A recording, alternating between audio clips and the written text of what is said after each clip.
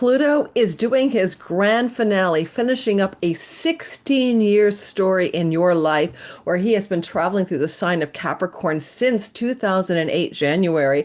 And this is the big ending period between September the 1st and November the 19th, in which you are about to complete a once in a lifetime journey of 16 years of transformation, rebirth, regeneration. Yes, also difficulty, also darkness, shadow revealed energies come up when Pluto travels through some kind of sign. And this sign is Capricorn, ruled by Saturn. And so, where have you transformed, regenerated, and rebirthed yourself in one of 12 areas of your life? It's just about done. The big finish line is here. So we're going to dive into how you can understand Pluto retrograding back into the 29th anaretic degree of Capricorn on September the 1st from Aquarius back to Capricorn, and he will stay there until November the 19th. And this is really a completion, but also the wisdom of that finish line.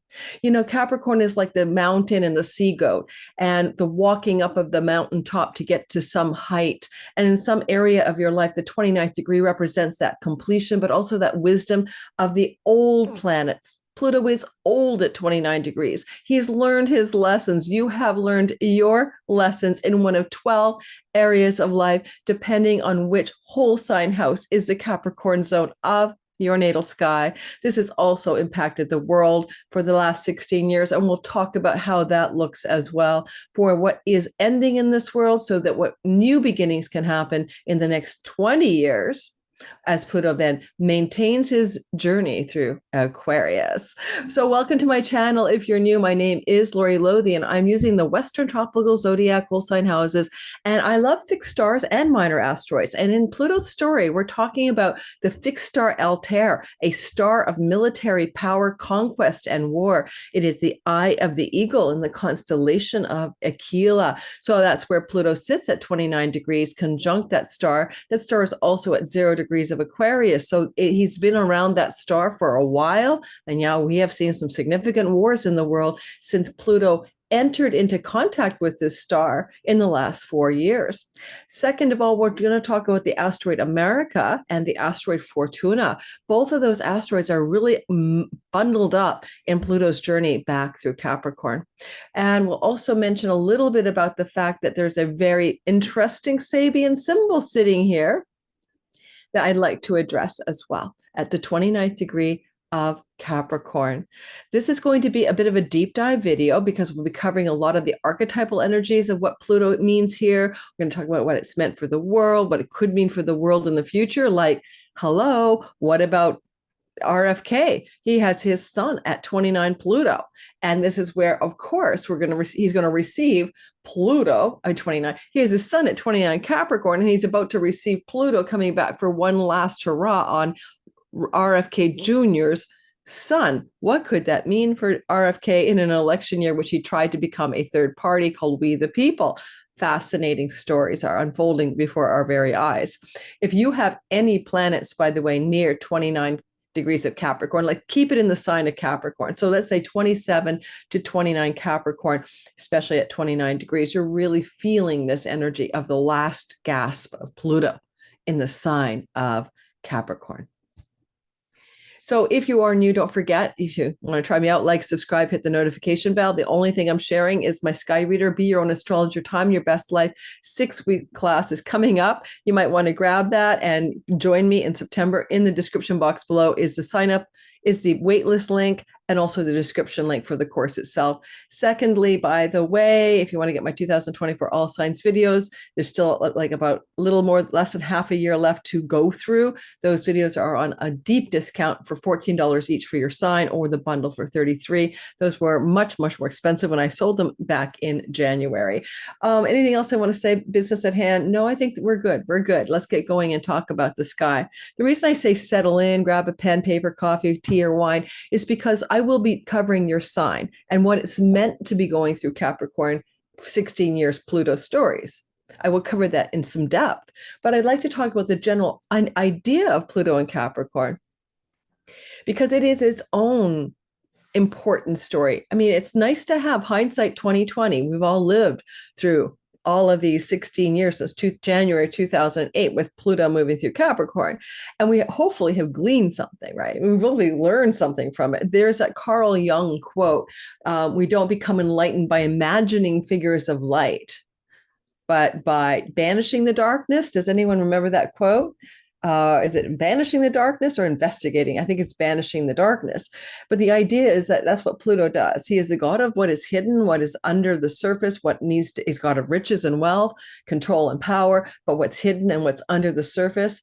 And in Renn Butler's Archetypal universe, he does address Pluto as potentially the cosmic shadow, the darker side of reality, the darker god, the unseen god. I'd like to read that to you because this is one of my favorite books, the Archetypal universe. You guys know all about it, but he does say something along the lines of on the transpersonal side, right? We can see that Pluto may be an aspect of cosmic shadow, the negative and destructive forces that deliberately set in motion the creation of the universe and can seem to be a necessary component in the cosmic game, right? We need death for birth to happen. You can't have birth without death. Life is a terminal condition, as they say.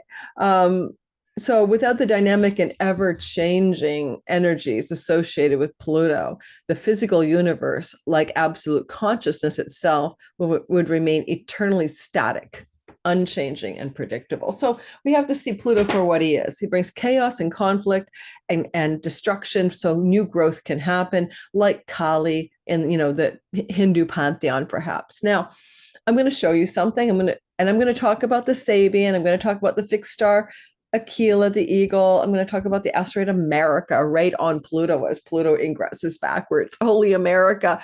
Woo, I'm going to talk about the history of this as well. But I want you to just grab a screenshot if you want it. Here it is. If you want to keep this in mind, you can take a screenshot maybe. And this is not just about Pluto and Aquarius. Of course, it is about Pluto and Aquarius. But it gives you the idea that we're bridging the worlds, the liminal space between Pluto's journey through to 2044 January in Aquarius. He's just about to stay there for good after November the 19th. But he's had one foot in one world and one foot in another world as he's been toggling back and forth between the very early degrees of Aquarius and back and forth between, this energy of two different domains. Both Aquarius and Saturn are both Aquarius and Capricorn are traditionally ruled by Saturn. Saturn is the ruler of both signs, not Uranus in Aquarius. So we have Saturnian themes that continue to play out, but in different ways, where there's a stoic, kind of Spock-like, and then we, the people, Aquarian mandate. That's the Aquarian narrative. Capricorn is about power structures, control, or top-down authority, oligarchies. I'll give you some key Capricorn vibes, if you really want to think about it. When you put Pluto, power, in Capricorn, you get abusive authority, you get controlling power, you get tyranny, autocrats, oligarchies, and dictators, right? You get the dark fathers. This is a great article written by Stephen Forrest called The Fall of the Dark Fathers. And I'm happy to put a link to his article, Evolutionary Astrologer, about the dark father archetype. And in his article that he put out a year ago, he names what he thinks are the dark fathers, and he includes, people like Orban and Netanyahu. He put it in there. I'm not taking sides. He put Netanyahu a year ago as a dark father archetype, Putin, a dark father archetype. So, whether you agree with me or not, it doesn't really matter. I think he might have put Trump in there too, but this is just to say that's his opinion of a dark father, a bad Pluto, control, power, abusive authority, etc. Now, energetically, just take a look at this again, what I'm showing you, and then we'll move past that. Think about what happened in your life, March the 23rd to June the 11th, 2023.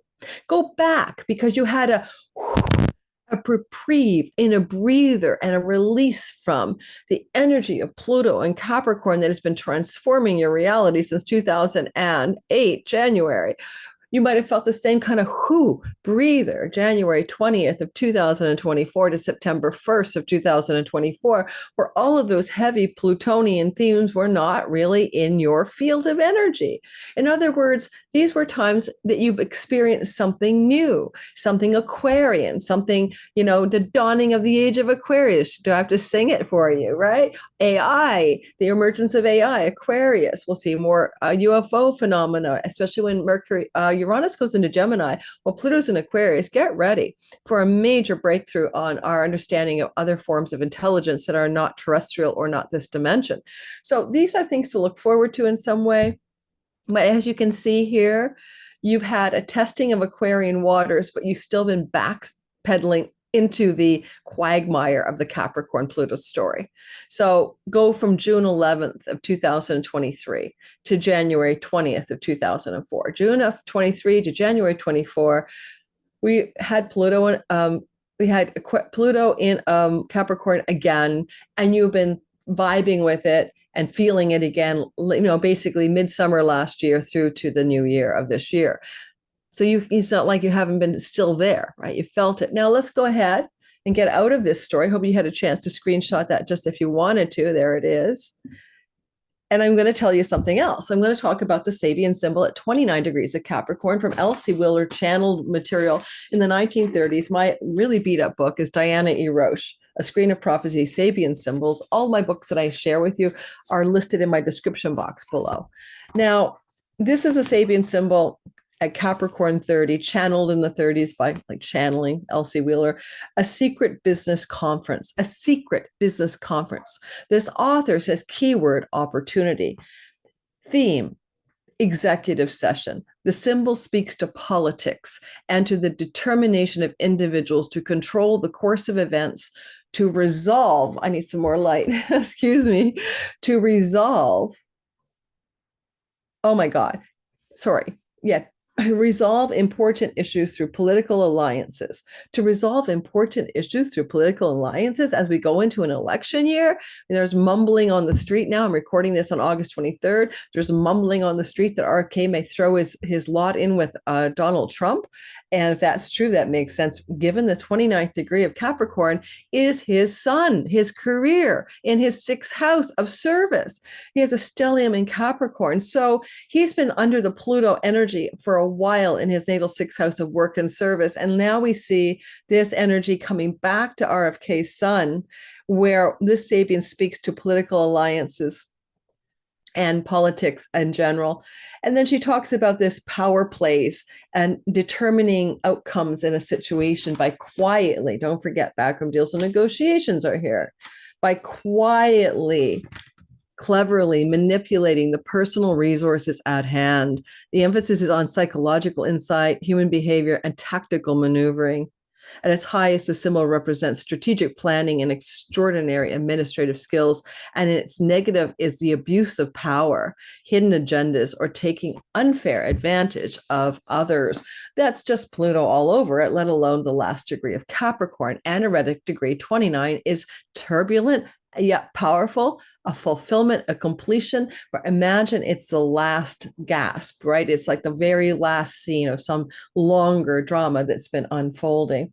So now that you've had the dates at hand, and now that you understand some of the archetypes of Pluto, remember, Pluto allows us to reveal and heal, because what was hidden from view, the shadow of our collective, the shadow of our individual psyches, we can see what was not seen because Pluto can allow us to see the hidden underworld of our reality, and then to heal from the new understanding we have. Now, practically speaking, Pluto transits are very much transpersonal. They affect the collective field of energy, but they affect us individually as well. When Pluto makes hard contacts to a moon in your chart or the sun, whether you like it or not, it may indicate the death of a mother figure or a mother, father, or father figure. I know many stories of this. My partner's father died and hospiced by my partner when Pluto transited my partner's sun. When my mother died in a car accident when I was 39, Pluto was squaring my moon, my mother. And in essence, I'm trying to share with you that Pluto does real things for real people that we may not prefer, death and rebirth. Because Pluto squared my moon, my mother, and she died when I was 39, and I was left like in a state of despair and shock and loss. It was like someone threw a bucket of cold water on me and woke me up from a long marriage that I'd been in almost 20 years that was really not happy. Happy is an understatement. It was really abusive, not physically, but there was emotional abuse and control. And so, therefore, what happened in that relationship is I exited it. Pluto shocked me. I got the hell out of Dodge. And I remember my mother saying something to me just before she died, literally like an echo chamber, about a year and a half before she died, talking to me about how she thought my long-term marriage partner was all about him. Like, in other words, a narcissist. Now, I don't want to talk about me here. I'm just trying to tell you that Pluto will do things that we don't prefer, but those things will ultimately be useful for us because the evolutionary impulse is for growth and expansion. All right. It's not for contraction and entropy and death. So look at it that way. So what's happening with RFK right now as Pluto crosses over his sun for the last time is going to be an interesting story to watch in the next few months. For example, we can watch a real person in the sky who's famous, and what that looks like and how that transpires for him. Pluto crossing any planet will bring something out for you, like Pluto crossing Venus in your chart at 29 Capricorn. Your boss babe Venus, right? Well, Pluto Venus themes are like toxic love, forbidden love, obsessive love on the dark side, but the power of love on the positive side. So you have to understand that whenever Pluto does something, whether he's touching a planet in your chart at 29 degrees or squaring a planet in your chart at 29 degrees, you're going to have transformation involved. So for example, just so you know, all of the signs that are cardinal right now, that's the Aries and Libra, Cancer and Capricorn signs, are receiving the last intensity from the journey of Pluto moving through the cardinal sign of Capricorn for the last 16 years. So I have Aries sun and moon, right? And yes, the transit of Pluto corresponded with the loss of both of my parents because he was squaring my sun and squaring my moon. Can you understand, therefore, the AS cardinal signs were about to get off the hook? This is the last intensity for the sun, moon, and rising people in Capricorn, in Aries, in Libra, in Cancer. It doesn't matter what degree your ascendant is at that point. Yes, of course, if your ascendant, sun, or moon are 27 to 29 degrees of Capricorn, of Aries, of Libra, of Cancer, you're feeling it a bit more acutely, but all of the cardinals are feeling it nonetheless as a completion and a finish line, hopefully bringing resolution and wisdom about the change that you've experienced in your house of Capricorn. Aquarius is next. I'm Aquarius rising Eeks, and that's our story for the next 20 years. And therefore, all of the fixed signs, Aquarius and Leo, Taurus and Scorpio, sun, moon, and rising, will be on the docket for the next 20 years. Now, Pluto's a funny bugger. He travels between 14 and 30 years. I wrote it down that the range of his motion between 14 and 31 years, depending on sign, right? I think he was pretty fast moving, for instance, in Sagittarius.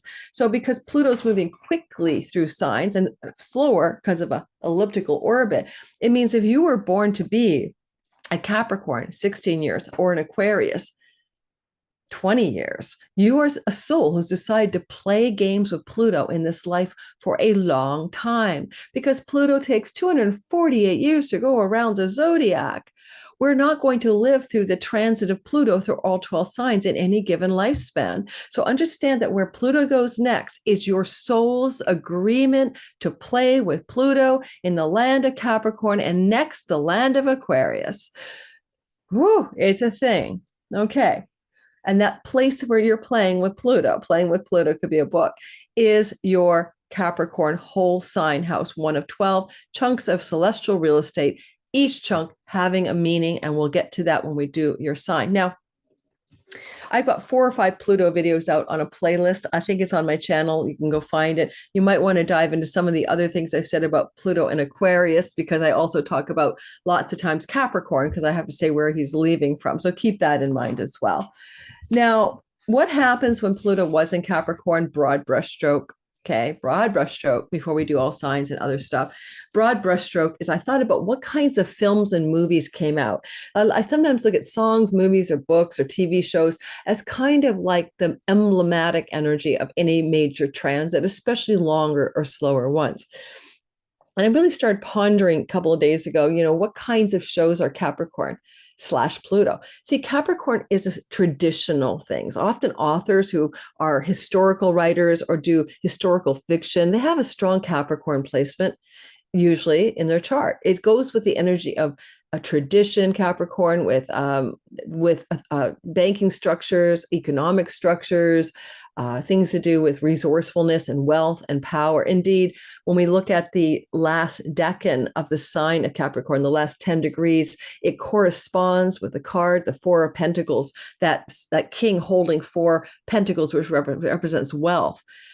You think about what are some of the lessons around Capricorn, Pluto, and wealth, because Pluto is the god of riches. So as he traveled to 2016, 2008 till now through the sign of Capricorn, we learned some hard lessons about wealth. That expression, the root of all evil is money is the root of all evil. That's not the right expression. It's the love of money is the root of all evil. And therefore, I would say Pluto in Capricorn not only brings up love of money, but it also brings up greed.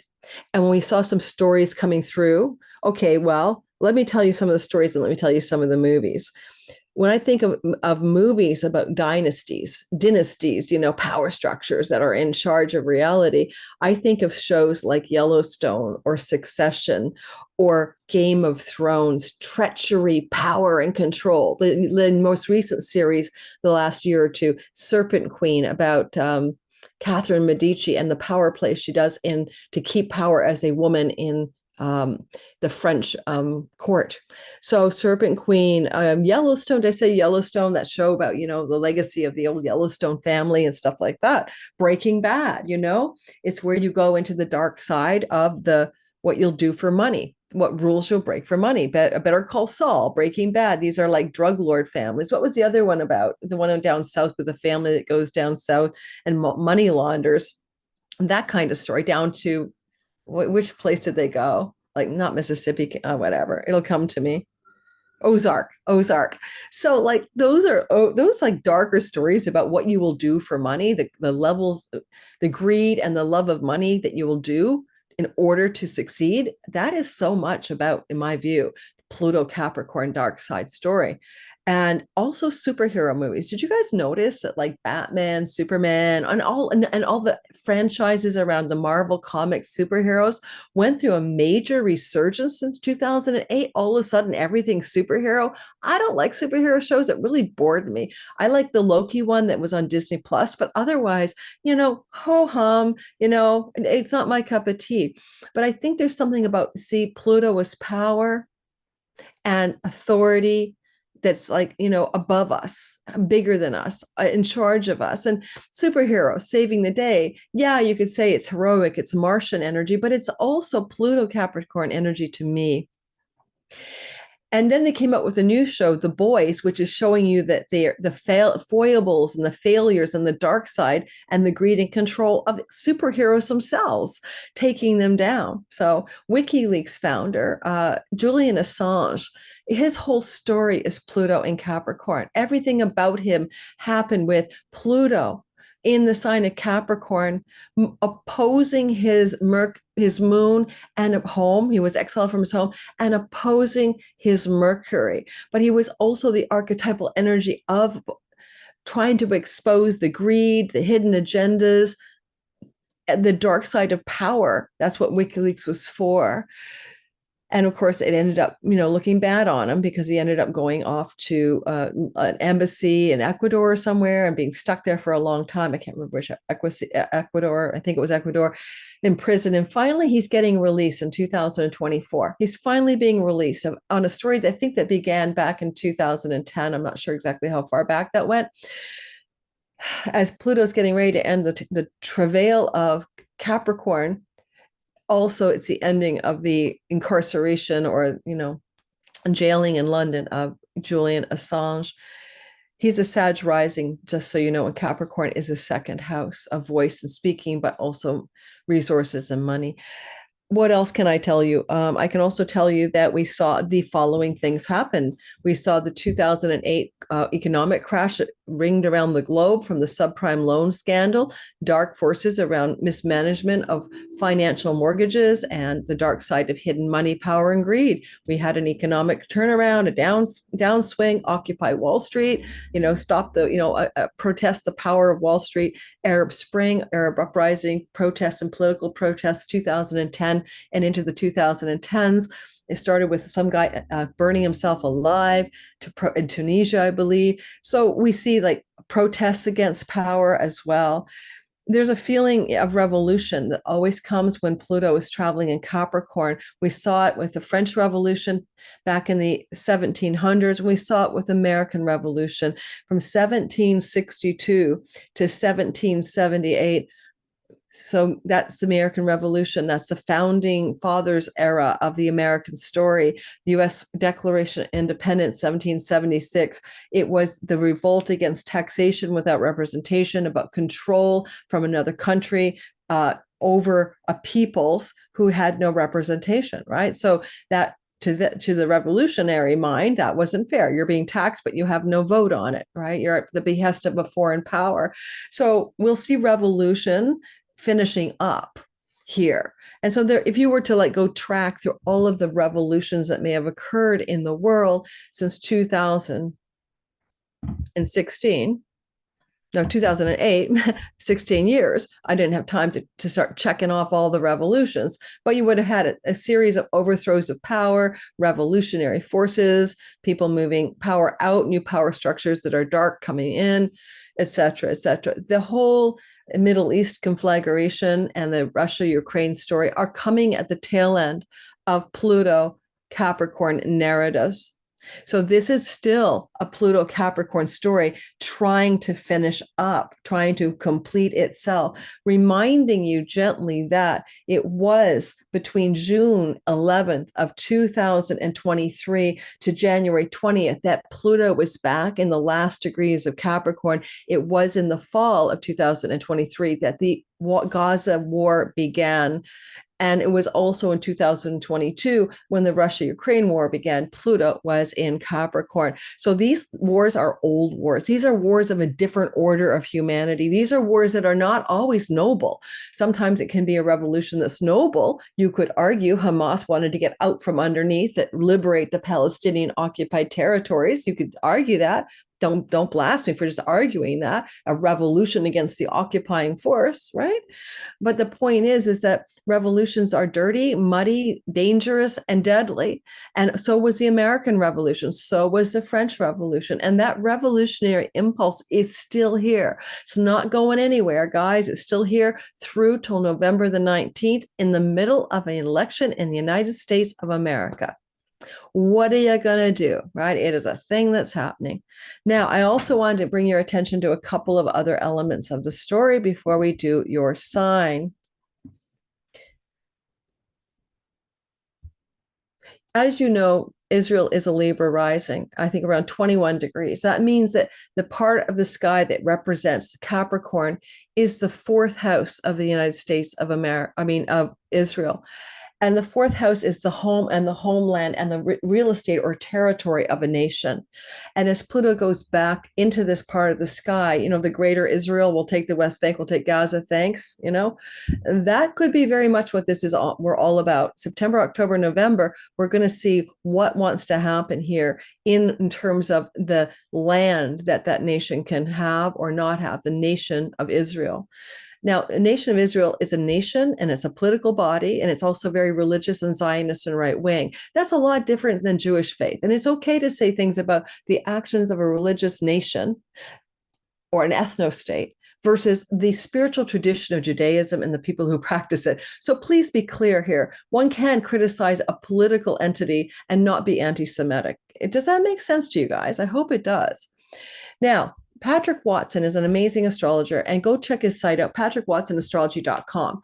I love it. I'll put a link to his listing of the meanings and the energetic field of Pluto in all signs as Pluto travels through those signs every 248 years. And I like what he writes here about Pluto in Capricorn, and you can go research the whole article. I'll put it underneath here as well. He's a traditional astrologer, as am I. So what he says is that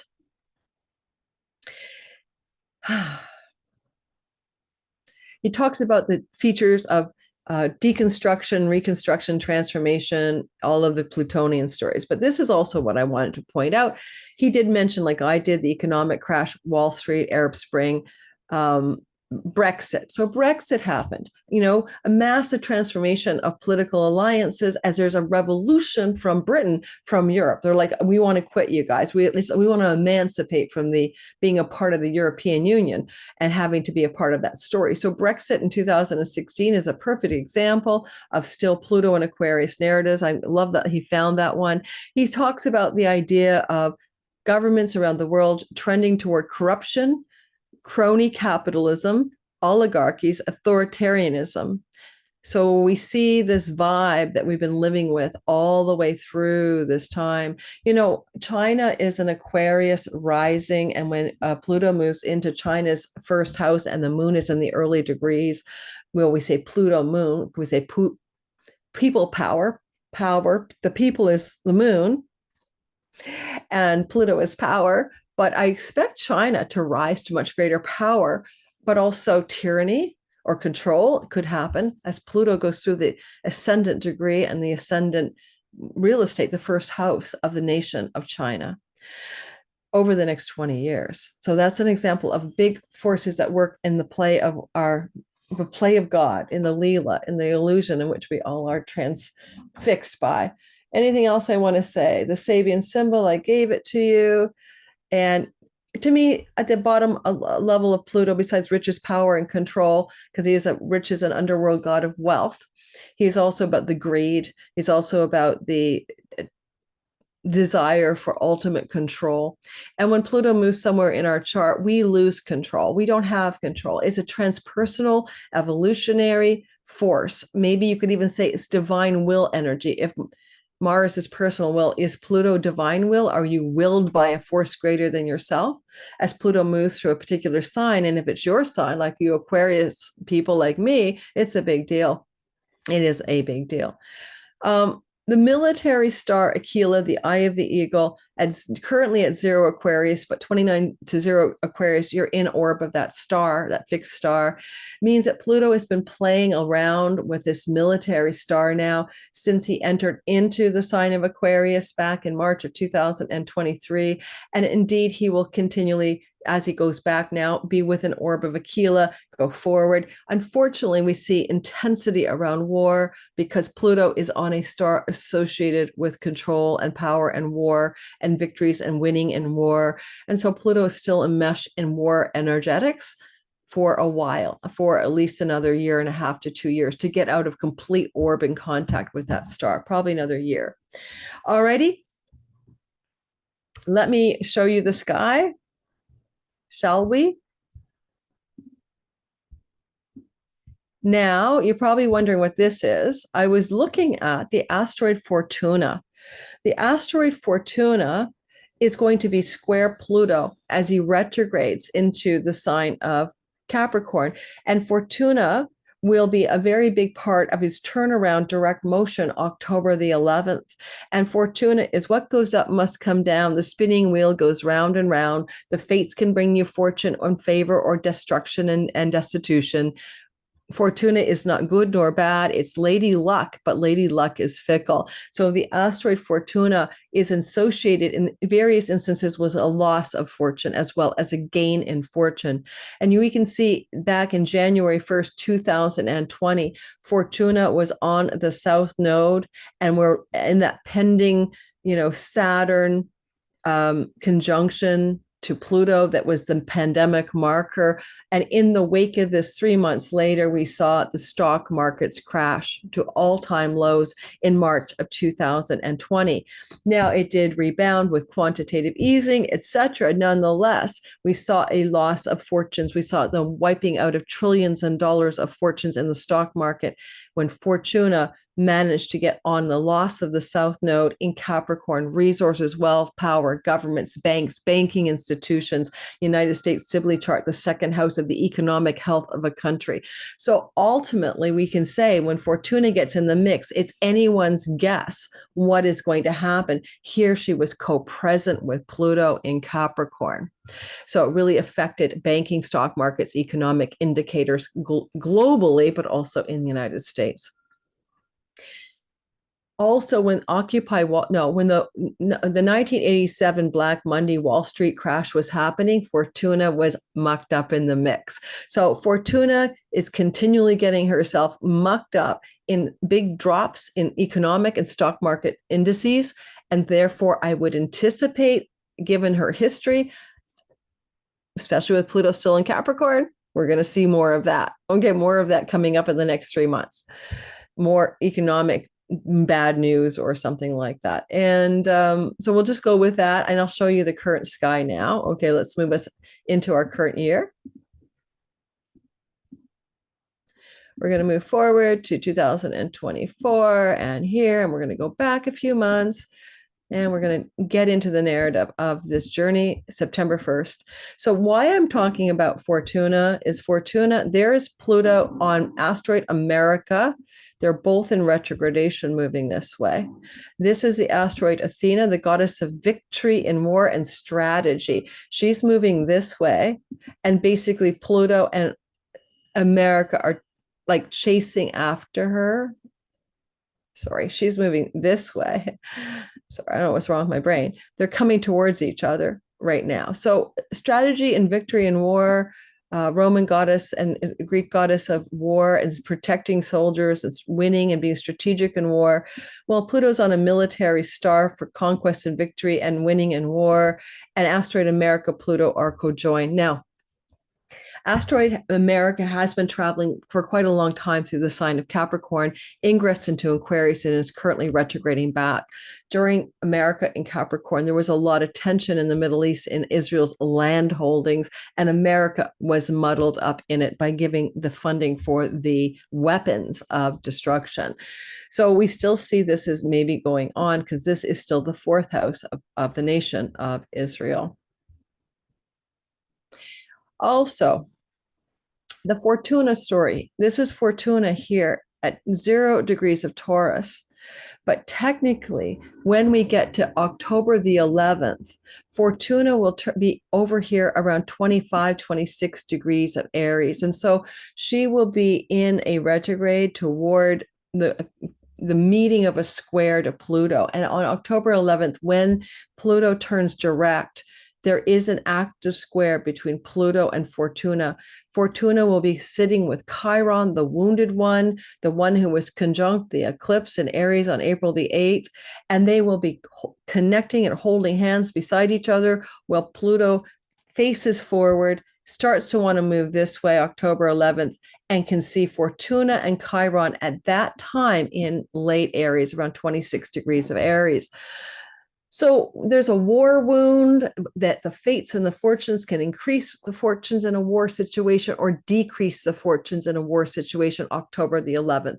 So Ukraine, Russia, maybe it looks like, Ukraine's getting the upper hand and that goes away, or Russia has the upper hand and then their fortunes fall. So you'll see a turning of fortunes around October 11th in either the Ukraine-Russia situation or the Israel-Gaza story as well. A lot of us astrologers are pointing very trepidatiously or with some concern to the fact that we're going to see something very startling happen or very concerning happen on the cusp of the US election. So let's just move the chart forward because Pluto's mucked up in it. So, and I'll show you what it is. Okay. So as we see Pluto sitting here, I'm going to just move the chart forward to the closer to the election. Now we're on November the 1st already. On November the 1st, you can see that we have Mars in the sign of Cancer at 29 degrees. And we have Pluto at 29 degrees of Capricorn until about the 5th. The election is on the 5th. Let me just move us forward. Sorry, I lost the sign. I didn't want to go by a month anyway, so that's all right. I want to go by day. There we go. Now we're on November 2nd. They're still in opposition. Capricorn in the second house of the economy and commerce and financial matters of the Sag rising US chart. Cancer, the 8th house of the economics of the markets, but also a house that represents in mundane astrology mass death and destruction of the peoples of a country. Not saying that's going to happen. I'm just getting all the range of possibilities. And Mars is also the god of plagues. Everyone's worried about monkeypox. I'd be more worried about bird flu. Monkeypox is skin-to-skin transmission from weeping sores, right? I mean, and close the weeping sores person wore or sexual contact or kissing when active sores exchange pus. I mean, it's not going to be you're walking down the street breathing someone's air and you've got monkeypox. Not to say they spittle all over you. So at the end of the day, forget the mpox story. If anything, it's now the bird flu that was in the cattle is now in people's domestic cats. It's jumping species. If we get a bird flu, Mars is the god of plagues, and that could definitely look like a pandemic restart of some kind. I don't want that, but it could be a bird flu epidemic or pandemic, and flus can be quite deadly, especially if bird flu is not tested in the human genome and population yet. So Pluto opposite Mars can be about not just economic matters, but also health matters for the world. Let's just see. Let's hope not. But also continually going forward, we're watching Mars slide into Leo on November the 4th, the day before the election. Leo is the sign of kings, leaders, and rulers. It's still in opposition by degree. It's just intercepted or off sign or in inversion, but it's still a celestial opposition. It just changes tonal qualities from the Cancer region of the heavens, which is a financial axis in the United States, for example, to something to do with leaders and rulers as a theme or as an energy field. And because the United States is a Sag rising, this is the United States of America's Sibley chart's 9th house of foreign countries, foreign shores, justices, legal matters. But anything Mars in a 9th house can be weaponry, right? Or attacks connected to foreign people and foreign lands and foreign places. Hopefully not, but one never knows. So I just wanted to bring this story up for the sky. We'll be addressing it in more detail as the election goes forward. If you haven't seen my election series, I did predict Tim Walz would be the next VP winner. I predicted Biden would step away, and it's in my video about Joe Biden and his election prospects. And I said it many times before, all before these things happened. I said that Kamala Harris has a very strong chart, and there's this rise and fall energy going on before the election for her. I don't know where the fall is. I think she's still really strong. I do think that it's going to be, I'll tell you, I do think the Democrats will win, but I'm not sure we know all of the players yet. I'm not too sure Trump will not become ill from a cardiac event or cardiac issue and may not be in the running at the very end. I have always said I didn't see Biden or Trump winning, but I also mentioned many times I'm not sure Biden will be on the ticket nor Trump. So something could waylay Trump. So who is Kamala really running against at the end of the day? But at this point, I'm saying her chart's really strong for this rise to power at this time. And back when I did videos about Trump and Biden Harris videos way back in the day, like 3 or 4 years ago, I said she's going to take over for Biden. I thought Biden would be sick in office and she would escalate to vice president. That's still in play. Biden has a lot of difficult transits to his moon right now, including an opposition from Pluto. It's still very possible that Biden may not be in power by the election, that maybe Kamala will be the de facto operating by a president while she's also running for the election, which is what may happen. And similarly, Trump's health doesn't look good in his astrology. Okay, mental, emotional, or physical. I think he's got post-traumatic stress from being shot at myself. And I think he's on some drug. That slurring of his words on the Elon Musk interview, the sibilance in the mic. I know it was amplified by the mic, but there are certain kinds of, anti-anxiety medications, perhaps, or, things like that that could maybe give you that kind of speech. I know he doesn't drink. Okay, he said he doesn't drink. I don't think he just started drinking by any means. No, I don't want to leave the meeting. Okay, so back to the chart. Oh. Let me say one more thing, and then we're doing your sign. I promise you. I wrote a poem the first year of the pandemic, like probably wrote the poem in February of 2020. It was just as the pandemic was starting. It had just barely begun. And funny enough, when I was thinking about Stephen Forrest and his book, The Dark Fathers, right? I really thought of my poem. I called it The Call, but it's all about the dark witches. And I thought that's an interesting juxtaposition to the Dark Fathers. And you could say witches and warlocks, but I'm going to read my poem to you. And if you like it, great. If you don't, wonderful. But here's the poem. Maybe I can put it up somewhere. I think it might be on my Awakened Dreamer blog if you want to read it. And I'll try to, if it is there, put a link to it. So it's called The Call. I wrote it in February, I believe, of 2020. Is it called The Call? I'm just trying to see. Yeah, I don't have the date, but it was February of 2020, during the pandemic or just the beginning. So here we go, The Call. We need the dark witches now, power beyond love and light, where the deep inks brilliant truth across souls, hungry for what matters. We need the dark witches now who remember that love too carries a sword, that change cleaves the new from the old. We need the dark witches now who know that no birth is without pain, that cord cutting heralds new life. We need the dark witches now who speak the language of love in sharp words, because true wisdom shears away falsity. And we need the dark witches now, ebony wings up for the fight, to remember this time is for the crossing, and that all thresholds bode peril, known and unknown. I call on you, sisters and brothers of the deep, magicians with unbound power, sourced in uncompromising love. Will you stand with me, united, that we may cross safely and carry on our courage those yet to remember, they too have wings. Make of it what you will. I wrote the poem because I felt that the beginning of the pandemic was a transition for humanity. I called the poem The Crossing. And this is also the end of an era in our lives. I mean, Pluto with Saturn was a hallmark of a pandemic era, plus the rise of Mars in a difficult place in Virgo, who's the god of pandemics in 2019 fall. All of those indicated an oncoming pandemic or illness that might hit humanity. And some astrologers called it. And I feel like the pandemic, the aftermath, the last few god-awful wars, the oligarchs to control, the despots and the tyrants of the world, we're moving into the area of reality that's Aquarian. And we had the Saturn conjunction there at 0 degrees of Aquarius, right, with Jupiter back in December 2020. It is the beginning of a new era. It really is. And I do not doubt that we will see our star brethren and sisters as well in the next decade as a part of a known reality. It's like literally think about the explorers, who found new worlds when they went to the Americas and new peoples.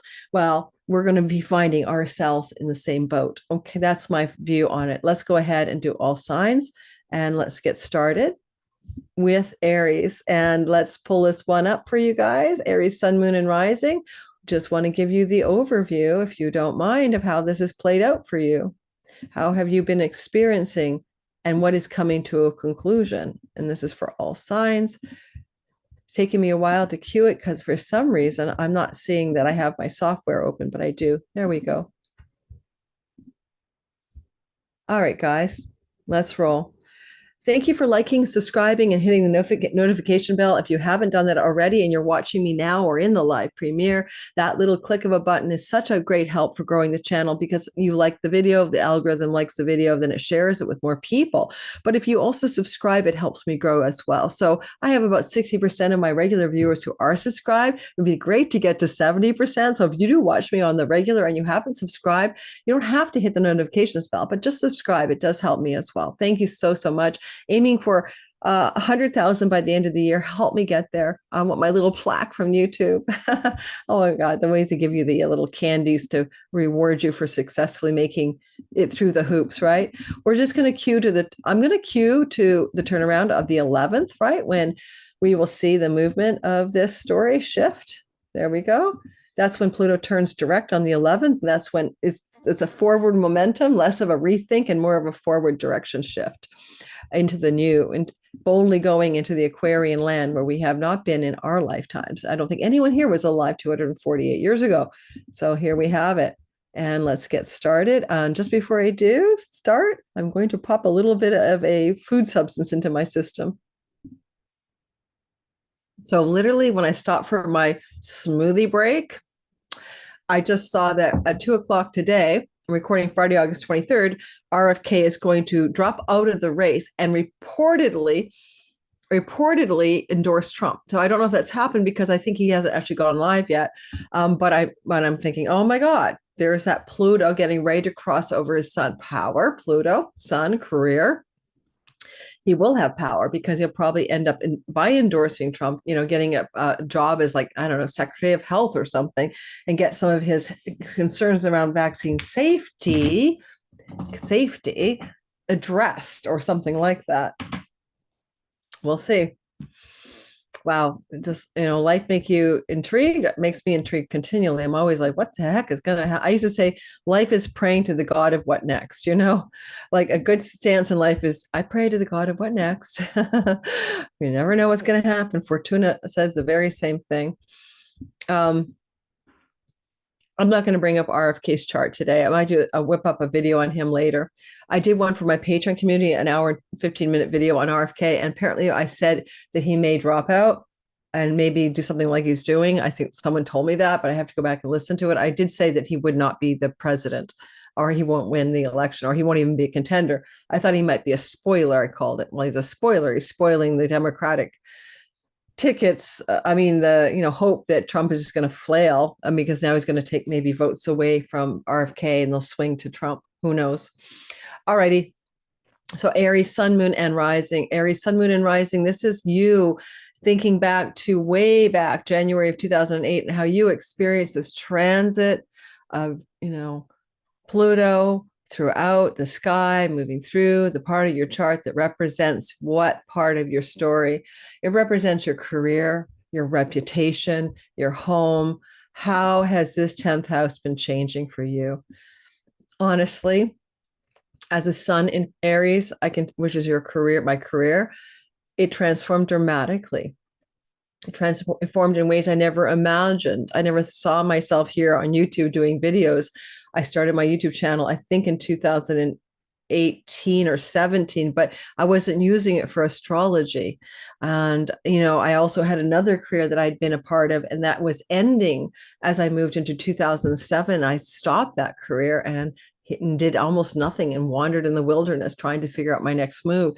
So ask yourself, how has your career and reputation and social standing changed, transformed, and died and reborn? You've had ups and downs and of yo-yos of energy in this part of the sky, including eclipses here. So it's been a narrative. So how has Pluto amplified it? How have you seen the shadow side of your own power?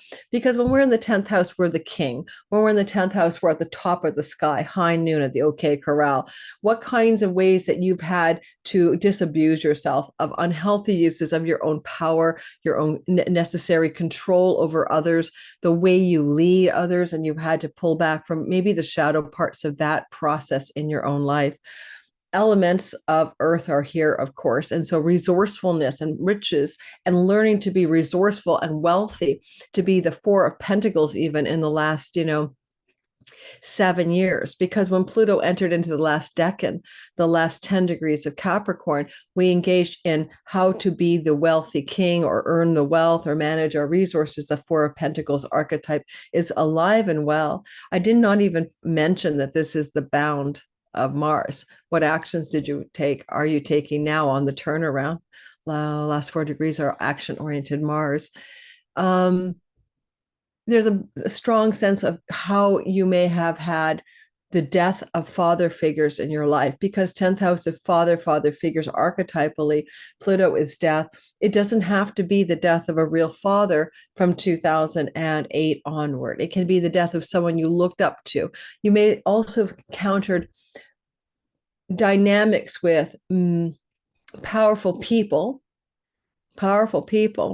who became dictatorial, controlling, and tyrannical over you in some way that felt like it was professional, right? A 10th house. And how have you learned the lessons, how to stay clear of the narcissist and the toxic power plays of a Pluto boss, of a Pluto leader in your life. I got caught up in a cult with this leader who turned out to be a complete narcissist. And I was the first of the cult to leave the cult, and everyone left after me. And this guy's a spiritual teacher, did the sand community, all that kind of stuff. I don't want to talk about him. I always call him he who shall not be named. He's got a lot of negative shakti he can throw around.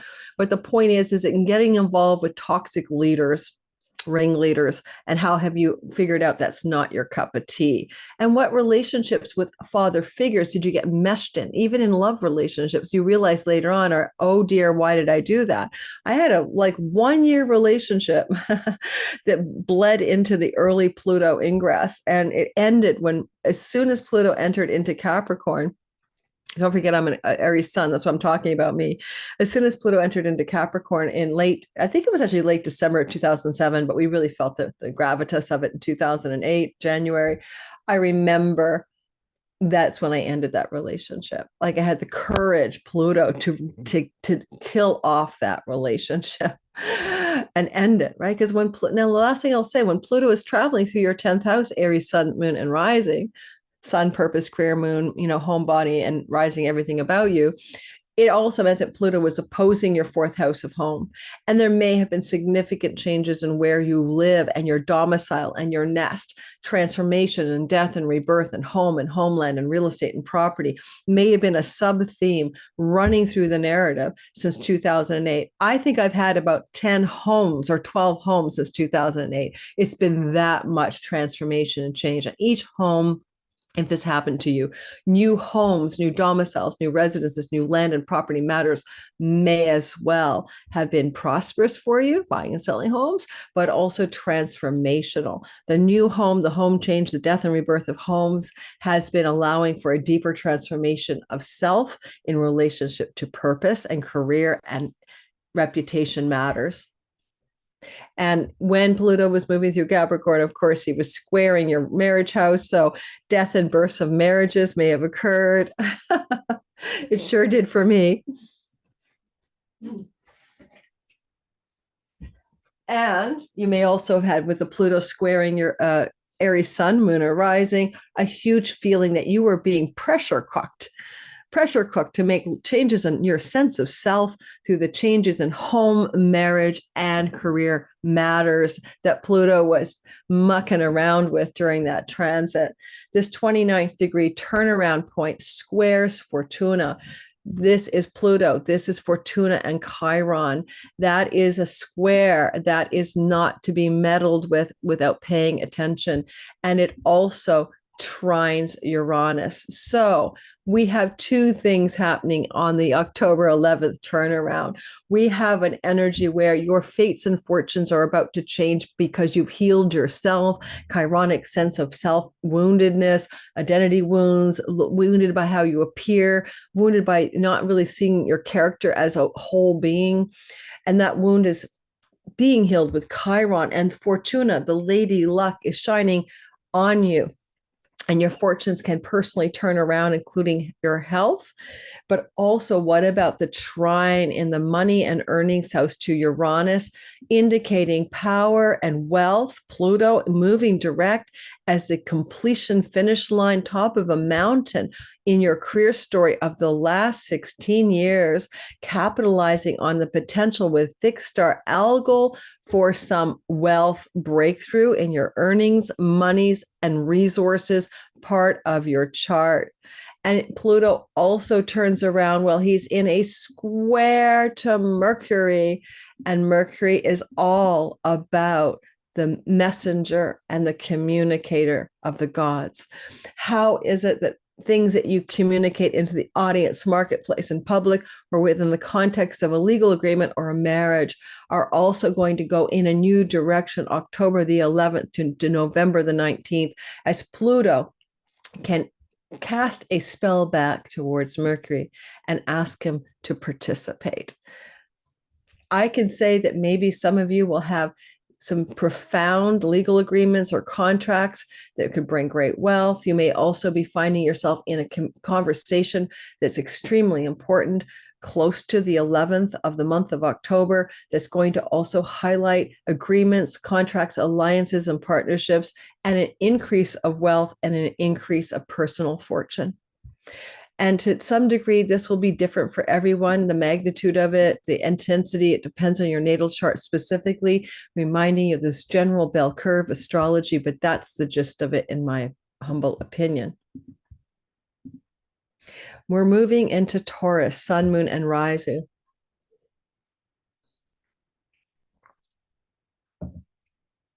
All right, Taurus, Pluto moving through the sign of Capricorn. Basically 2008 till now, 16 years of growth. Most of you have been dealing with growth in areas that have to do with faith. What do you believe in? What's your spiritual philosophy? What is it that you trust and don't trust about reality? What do you think this matrix is for? What is the meaning of your life? Why are you here? Why are you incarnated now? These are ninth house questions. The deepest meaning of our existence lie in the house of God. And Pluto traveling through the ninth house has been asking you to address these deeper existential questions of meaning and purpose and the meaning of life, but the meaning of reality. And where is your faith? Do you have one? Father figures can be also ninth house people, as well as spiritual teachers and gurus and guides. And you may have been transformed because of your intersection with those spiritual transformational people of the ninth house. Or you may have also experienced the loss or death of a father figure since 2008, right? So it's been going on for a long time. Energetically, with this Pluto transit, some of you may have been powering up to greater levels of growth and awareness through things to do with higher learning. You know, scholars, professors, esoteric knowledge can be here. If it's like sometimes like the astrological world can be a ninth house discipline. And foreign travels and foreign cultures and foreign lands and foreign speaking and foreign ideas and foreign people, the foreigner energy of the far off distant places can be very involved in how you transformed your reality and how you transformed yourself during this transit. Ultimately, the Pluto transit through the sign of Capricorn was flowing toward your Taurus sun, career, moon, sense of self, like body, mind, complex, and home, and ascendant, everything about you. But the trine energy, the earth trine energy, is fortifying to you. And so you guys have all of the types of signs, you know, you're earth trine to it, as will Virgo be. And so you didn't mind it all so much. It wasn't the worst thing that ever happened to you. Probably talking to a lot of Tauruses, they may not be exactly all negative about this journey that they've been through. However, it is still Pluto. And so you may have had toxic spiritual leaders, toxic church situations, toxic, don't drink the Kool-Aid energies going through your reality. You may also have had the experience of some profound wealth generated from foreign places or foreign travels or foreign people as well. You might have been beleaguered and really suffering under some serious hardship when it comes to court judges and judgments against you, which is ninth house courts and judges vibe. And so some of you may have had legal problems, really intense around money during this Pluto transit. And this is the last finish line on those issues. This is the capitulation, the ending, the last hurrah. How does it end? You know, it could end at you win all the money, or you get all the money you need, or the wealth that you need, or you get none of it. But either way, it's exactly what you need, right? So you always get what you want. You get what you need here. And, there is money and luck in the ninth house. It belongs in India to the goddess Lakshmi, which is about prosperity, wealth, and luck. So there is that. So Pluto could try to bring you that and has been trying, but there are also karmic narratives. I wonder, with the Uranus on the algal well star in the sign of your sun, moon, or rising, just literally activated with Mars more recently, if there's not some surprising or shocking end to this story that you personally feel shocked by or jolted by or surprised by. Don't forget, algal can be a wealth star, but it can also be losing one's head, decapitation. Where have you had a loss of capitation? Capital, per capita, per head, capital, capitation, head. Called algal kaput. So you're going to find that something about you could lose something here, a losing of your head. This is going to impact the Tauruses that are rising, especially that are closer, maybe when it's that intense, to the last, 23 to 29 degrees of Taurus. And you're going to maybe really get some real zinger out of the last gasp of Pluto in the sign of Capricorn. As he stations direct, of course, on October 11th, right? This may be where things are really clicking forward, but I don't know what the long-term narrative is. He's already going back here, right, on September the 1st. Whew. So, September 1st, you're in this energy field. When he does station direct on October 11th, of course, he will square Mercury, as I said, for the other people. He's in a whole sign sextile to Venus, but we won't cover that here because there's this Mercury that is angular. So there's Mercury, there's Fortuna and Chiron, creating like a T-square ending. Where are you stressed out about work and health and self-undoing and addictions and self-sabotaging patterns and habits? That it's going to come to a critical, fortunate, lady luck, up and down turning point in some way. That's what I'm seeing here. Especially with this Mercury here, it could be communications about or understanding about pets, health, rental situations, work and service situations. But don't forget, you're healing a chironic wound in the house of addictions and self-undoing. And this is going to peak out as the end of a longer story in the ninth house of what do you believe? I can make a story. You've been having a drinking problem, you need to get over it, and you end up going the 4 steps, let go, let God. You have to surrender to a higher power in order to overcome a situation. It could put you in a deep place of capitulation, surrender to a divine power because of gritty circumstances with money, with health, with pets, with rentals. I mean, who knows? A loss of a pet may occur in this kind of configuration and bring you into a deeper healing because animals and pets belong to the 6th house and Pluto squares it. And Mercury is the information or news, bad diagnosis on your pet. I know, guys, self-notice here, loss of pet, right? It's happening for a lot of you, loss of animals that you have in your home. That's a story for Tauruses. And yet the loss of a pet can be the beginning or the gain of something greater. A spiritual awakening may come through the sky for you. All right. People say, oh, how dare you say that? Someone got mad at me in my last video for saying that Kamala had the asteroid Bacchus on her Venus, and there's rumors going around on the internet that she has a drinking problem. Well, I didn't say she had a drinking problem. I just reported the news stories are out there and said, well, she's got the asteroid Bacchus, the god of wine on Venus, fallen in Virgo, in her 4th house of private things she does home alone. So I'm just doing astrology, guys. Just because I tell you what I see in the news stories doesn't mean I'm telling you they're true. Oh my God. Oh my God. So I got one of those, how dare you say this about this woman? And I'm like, really? How dare I? Oh my God. Oh my gosh. Gemini, sun, moon, and rising sign. You're going back to this long transit of Pluto through your 8th house. It is the house of death. Pluto is naturally at home here. It's normally ruled by Scorpio in an Aries rising chart, and therefore it has a lot to do with themes of Plutonian underworld, conspiracy and secrets and stealth. And on top of that, the modern ruler of the Scorpio house is Pluto. So not Mars. So we see here with Pluto in the eighth house, the journey has been about death. It is not about subtle death. It's not about metaphorical death. Most people I know who had Pluto transiting their eighth house, who are Geminis, experience loss and death of those they love, a parent, a friend. Yes, people die. And a big part of the journey of the story of Pluto isn't because more people die. Maybe only one person died. And you've had other years where 7 people died. It's about transformation of self through the experience of loss, grief, and death.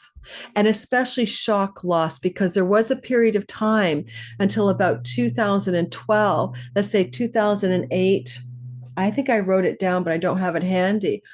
Let's go 2008 to 2008 to 2018, where when Pluto was going through the house of death, he was squaring Uranus in Aries. So shocking loss of friends, death of people you know, shocking, surprising death in general, maybe the death of an older sibling.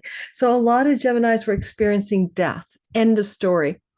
And we all experience death. But Gemini, it was to transform you, because the eighth house is a moksha house. Moksha means spiritual liberation, awakening from the matrix, the dream, the illusion, the Maya, the Leela, the play of God. You can awaken in the eighth house by waking up from the character that you think you are, divesting of your egoic consciousness, allowing yourself maybe to witness the character, moving into a state of witness consciousness.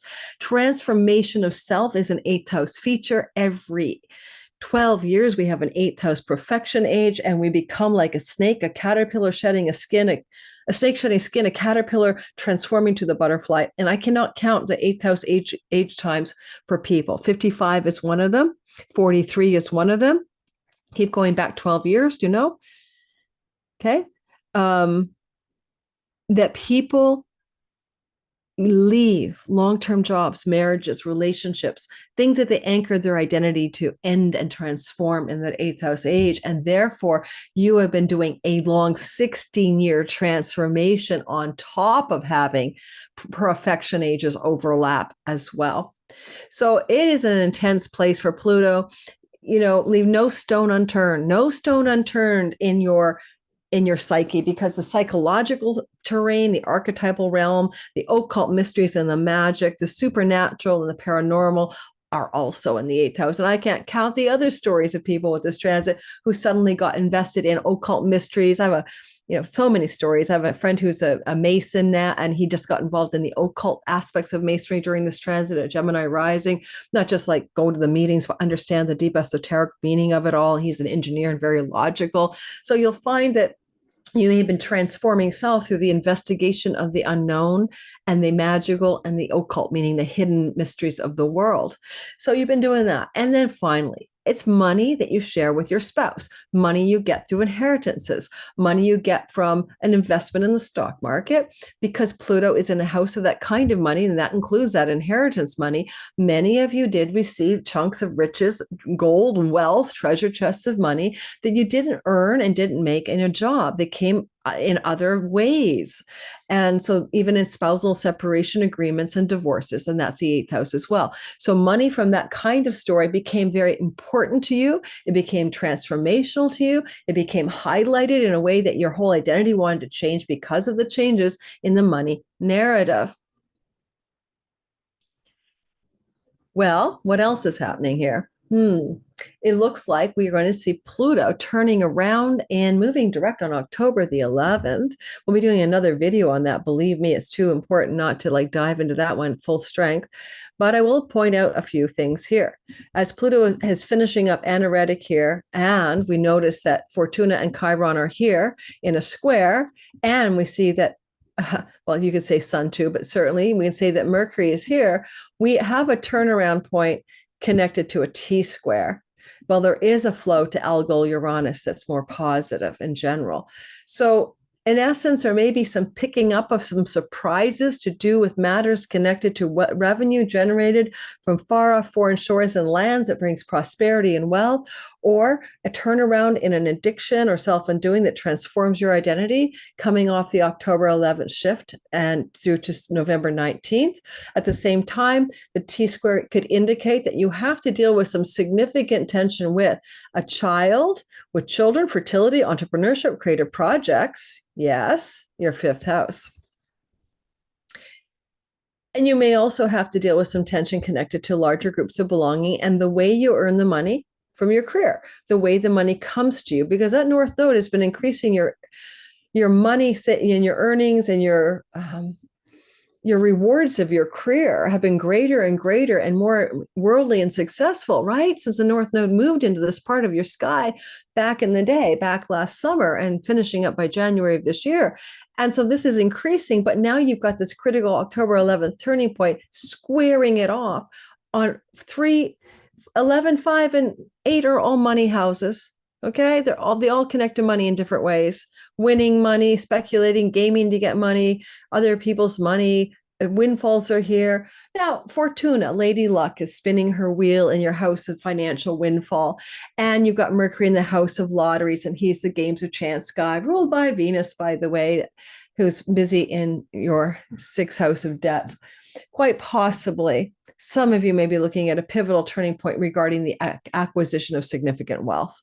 It could happen. Algol says it could happen, but who knows? If it's not that, what is this tension you must relieve with a child or a lover, or with regards to your creative and entrepreneurial projects that needs to really be looked at, because you're being pushed to power up, to become powerful in the resolution of this creative and entrepreneurial sky and this earnings and career sky and the fortunes that are here. And Chiron suggests a healing regarding one's fates and fortunes, right?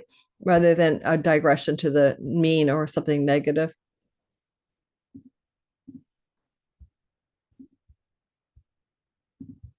Okay, let's keep on.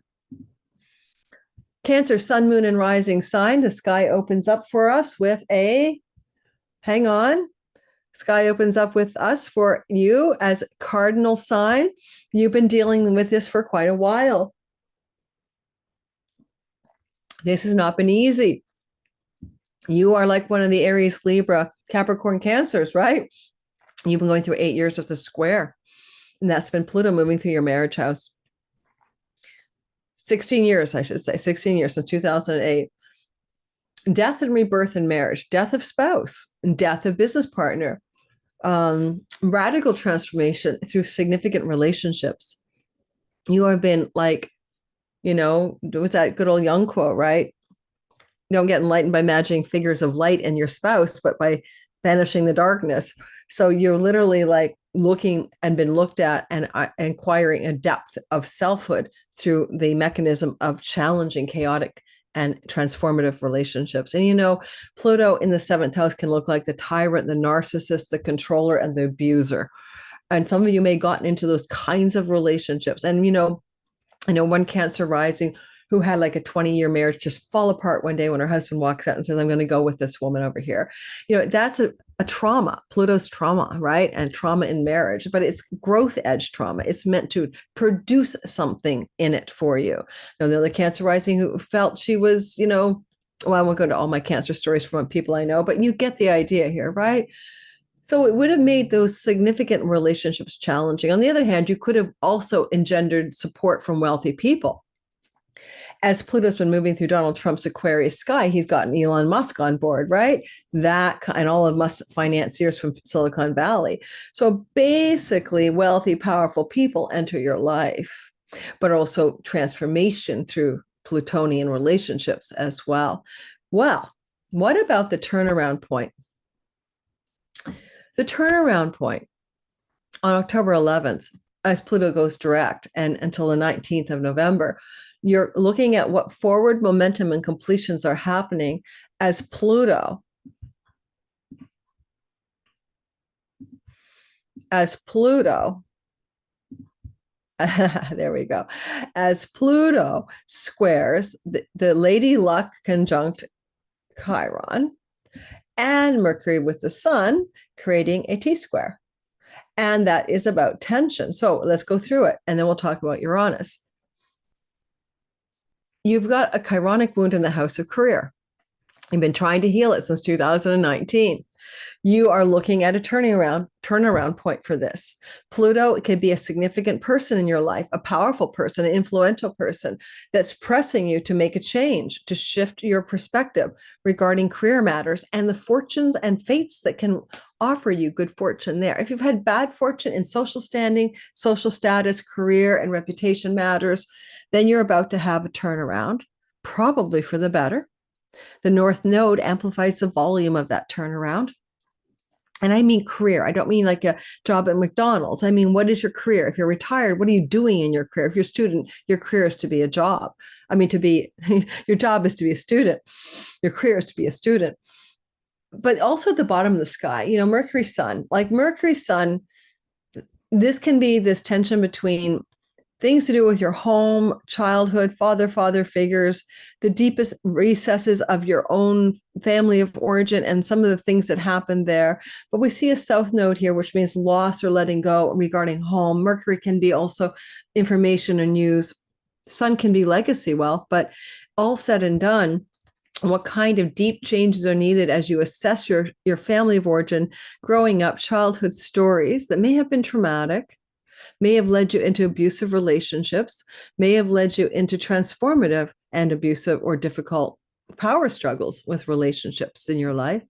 But then with Chiron, he's like, we want to heal something. And I kind of think Chiron is about the fates and the fortunes with him there that can guide you to truer purpose. It's like the fates are turning around.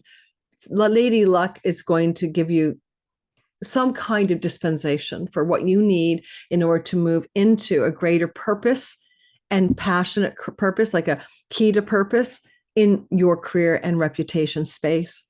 And if you've been feeling like you haven't hit the mark yet, then this can help you do that between October the 11th. Well, certainly the whole transit, September 1st to November 19th, but the turnaround gives you the momentum you need to take action. And that's what I'm seeing. I'd say you're going to make some changes in your career and home life and in relationship to legal matters, contracts, vows, and marriage partners. It could be some power struggles going on, Sun square Pluto. So you may have some deep power struggles going on around home and home matters with a significant other in your life around the middle of October. But this is taking you somewhere good. It's taking you towards the expression of true purpose. Chiron, the key to your purpose, is asking for attention here. I think Algol / a star with Uranus at 26 Taurus, which flows, can bring you some financial fortunes from an elder sibling, an ally, benefactor, or friend who's got a lot of money to give, some surprising money though, or shocking. Or you may find yourself experiencing a radical change in the way you create earnings and revenue from your 10th house of career that surprise you, but also shockingly wealth you up. And you may have a shocking surprise coming from the 11th house regarding some kind of longer held dream or goal. We all have goals and dreams and wishes for our life. And Uranus is sort of a shocking lightning bolt of change on Algol. And, you may find yourself looking at life differently after this time frame. You might find new long range visions or goals for your life emerging. But because it's a well star and Uranus is in a house of windfalls, and the windfalls come through maybe karmic rewards or other people, this can be financially successful for you in the aftermath. A bit of financial glow up may occur. I mean, we have a whole sign opposition from Mars. We'll do a whole video on that. So you have to take charge to get what you want. You have to take the actions and decisions to get what you need. And you may, with this combination, cut someone out of your life. And who would you cut out? You might cut out a spouse, kick them to the curb, or some other significant person in your life. You may just say adios, ciao, goodbye.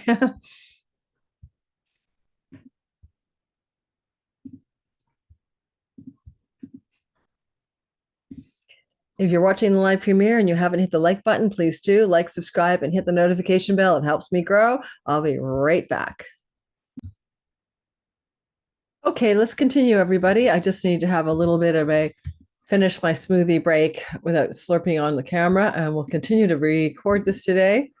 I still haven't seen, because I'm busy recording for you, what JFK is doing in terms of his announcement, but certainly I think he's stepping away from the race, which is kind of too bad, because the United States could use a third-party system at last.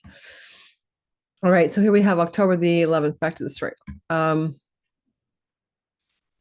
moving away from Cancer to Leo. We just talked about the Cancerian journey. And if you are a Leo, is what we need. It's going to record. Yeah. Leo, sun, moon, and rising sign. Hey, 2008 to 2024.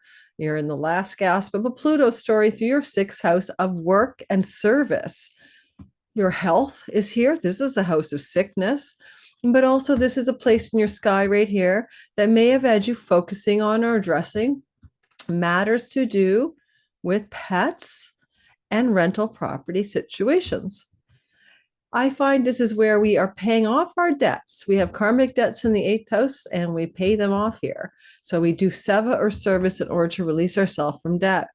So you're looking at a debt releasement program here in terms of karma. And by doing things of service, you get the great gains of your 11th. And I find that fascinating because as Pluto's finishing up here, the gains are quite profound. Jupiter in the house of his joy, in the place of great financial and reputation rewards for one's 10th house of career. The karmic and cosmic rewards are due you at this time. So you really want to finish up or tidy up what you've been doing and learning with Pluto's transformational, regenerative, birth and death metamorphic powers ever since 2008. What has work been like? What has your health been like since 2008? What has your relationship to animals and pets been like? Have you lost pets? Have they passed away? Has that been difficult? Pets die all the time, with or without Pluto in their sixth house. It's what lessons have you learned through the loss of a beloved animal? What has that done for your own transformation? How did you serve that beloved animal as that animal was with you and then not with you? How have you been working to serve those in your workspace and all your colleague, coworker relations and the people you serve in your work as well?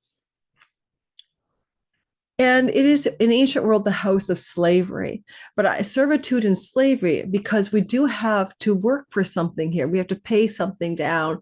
We've been caught up here, though, in dead end jobs. We've been caught up in just on a treadmill of work. We can forget to take care of our health, and our work and health routines can be really hard. As Pluto moved through your sixth house, did they change? In the last 16 years, have you changed your relationship to work? I would say that you may have also changed your relationship to sickness, right? What is sickness done for you? What lessons have you learned? What transformations occurred in the crucible of illness over the last 16 years?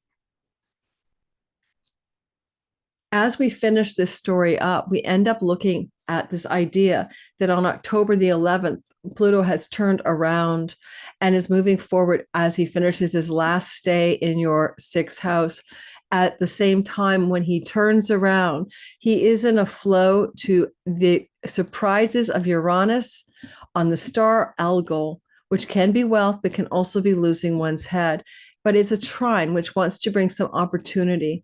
What is it in your house of work and reputation connected to the job and service section of your life that is about to shift?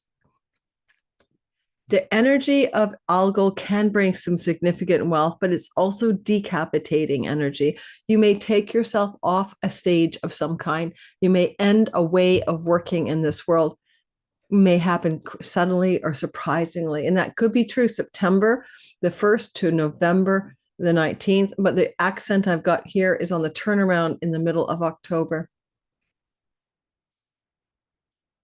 As well, we can see the square to Mercury and the square to Chiron, Fortuna, Lady Luck. Well, all squares bring an urgent need for decisions and action.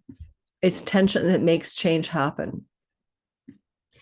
There may be some tension going on in your life that is going to hit a crisis energetic in the middle of October regarding work situations, pets, and health, regarding things to do with spiritual faith and truth and your belief in God, and regarding things to do with the third house, the house of the goddess. You know, I could say you could have a temporary crisis moment or conflict moment regarding travel and far off foreign places or short distance travel energies.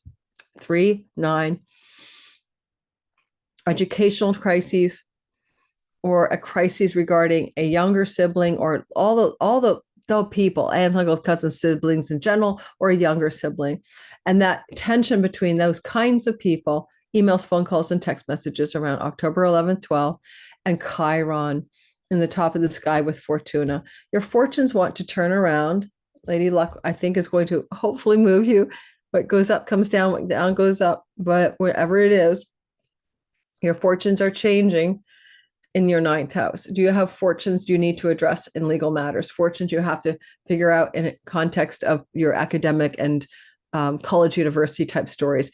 What kind of fortunes would you like to see change when it comes to your spiritual faith and your spiritual beliefs? And what kind of fortunes could possibly change in marriages that are the third marriage? Ninth house matters. Mercury's moving quickly, right? So it's a very short story around the 11th and 12th that might involve phone calls, text messages, emails, or communications, especially from a younger sibling, and connections to travel and foreign lands as well.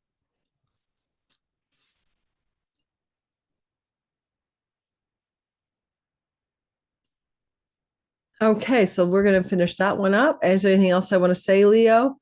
Not really. I think we got the handle on this one, the A handle, B handle. When I'm doing the bigger video, the longer video that's coming out in the middle of October, we'll really start to tie in Neptune into the narrative as well. But for now, we're just going to go with this big, broad brushstroke of what I think is happening here. Ultimately, you do stand to have some financial gain in your career space over the course of the next year after Pluto gets out of here, November 19th. Through to June 25th. That's going to open up an incredible era of prosperity from the gains of the 11th that come from paying the debts of the 6th. And I think that you'll see what I mean. You'll see that something about your finances connected to work and career matters up levels for you as you move into that new story, November 19th through to June 9th next year. Also, Pluto will be moving through your marriage house. You're going to get really clobbered with that one. And we'll be doing a whole other video. I've got several Pluto and Aquarius videos out already. But when Pluto moves back into Aquarius on the 19th, I'll have another video out talking about some aspects of it I may not have addressed before.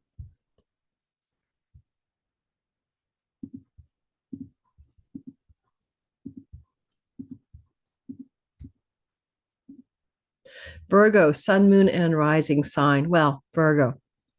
First of all, you're earth trining everything that Pluto's been doing, everything he's been doing since 2008 through all the way to the end of the story this November 19th in the sign of Capricorn. So for the first thing I have to say is, even though it's never easy, no matter where you see the darn Pluto go, it is a trine, and all of the actions that happen with Pluto here are meant to bring you opportunity, expansion, and growth, and are of the nature of Jupiter. And therefore, this feels to you hard, but also worthwhile. Pluto here has been giving you stories around toxic love, toxic sexuality, and toxic romance. Now, we can talk about many layers of that. Getting involved with a narcissist, getting involved with an abuser, getting involved with somebody's, the dark side of somebody's romantic obsession, fatal attraction with you, or you with them. I know so many Virgos who've gone through this story. Now, if you have a Virgo in 25 to 29 degrees, it's like the last 4 years that you've really gotten mucked up in fatal attractions and toxic love and betrayals and abuse and things like that. Now, Pluto's here is also in the house of children. And therefore, your children may have been very difficult for you. You're raising them, or adult children, and Pluto power struggles and control and difficulty and obsessive energies with your children. So I know one Virgo, I can think about what she's had to do in relationship to that children's story, and it's been intense, So you really have to see that this is a growth thing for you because of the trine. It's meant to help you thrive, but there's always been a challenge you have to deal with. Pluto here can also be around creative projects, being deeply transformational, but maybe about Plutonian themes, writing a book about death, doing your paintings about macabre and dark and shadow territory content. Or if you're a business owner trying to create your own business, Pluto could have given you wealth here. And a lot of Virgos who are self-employed or consultancies or work in their own timetable, or incorporated or self-employed, whatever, freelancing, You guys could have gotten rich in this zone of time. My best friend's a Virgo rising, and she amassed her financial fortune as an entrepreneur or as a self-employed person during the transit of Pluto through the sign of Capricorn starting in 2008. See what I mean? But it's not always been a smooth sailing because Pluto is just as likely to also give you difficulty as well as growth there. With Pluto leaving this part of your sky, because that's coming to an end, you're in the last finale, the grand exit strategy of Pluto around the 15th of October, the 11th and 12th of October. And so what does the grand exit strategy look like? Well, first of all, we do have a pretty whole sign, but still operative opposition from Mars in the middle of the month. And as we get closer to the end of it, closer and closer to Mars opposition. So, you might have to push back. Some people are pushing back. You might push back against friends or benefactors or allies that are forcing your hand in some matter. But there's also, more importantly, that flow to Algol. Algol is that well star with unexpected shock and surprise. Pluto is a god of riches. And I think the tie-up between the two of them may be that you exit with some kind of breakthrough surprise regarding financial well-being or riches connected to foreign countries, foreign shores, foreign lands, visa, travel. Now, Algol means decapitation, Medusa's head, and can lead to something happening that's like losing one's head, but it is a trine. And so I'm not so sure I'm worried about it being a negative outcome. It could look like an opportunity happens because of a disruption, shockingly unexpected, in travel plans, in matters to do with father figures, and matters to do with foreign land travel, book publishing deals, etc. A lot of Virgos do write. But power, wealth, increase can come from that. What a complicated sky. When I do my later video, I will note here, you have a wedge forming between Venus and Uranus and a wedge to Pluto. So there's some unexpected money surprises connected to travel or to educational environments that Pluto's working with as he does an exit strategy here from your fifth house. He's kind of exiting while having conversations with everybody on the way out the door, right? And that's what I'll save that longer video for in November, because I'll bring in some more asteroids and stars. What I say here with Pluto squaring Chiron Fortuna, the fates and the fortunes in the eighth house of chunky money and shared resource with another, and opposite Mercury in the second house, or I'm sorry about that mess, guys. So Chiron, Mercury, Sun opposition, Pluto T square. It's a short moving transit, middle of October, but something on the 11th to the 14th of October may have some surprises, I guess, around, or some tension, not surprises, tension around money, spending, savings, investments, bank loans, mortgages, money you share with a partner, spouse included, and things to do with your children or with your romantic partner. So there's some money stories gestating here on the axis of 2 and 5, and they're tense. They're tense energies. There's no doubt about it. If you don't have children, then it can be tense financial energies in an existing love relationship, romantic relationship. It's already hard enough with Saturn here. Now you're having some kind of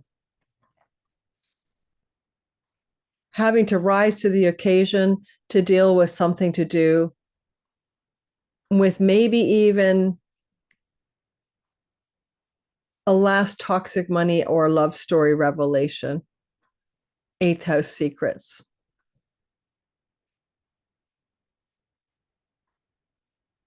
Okay.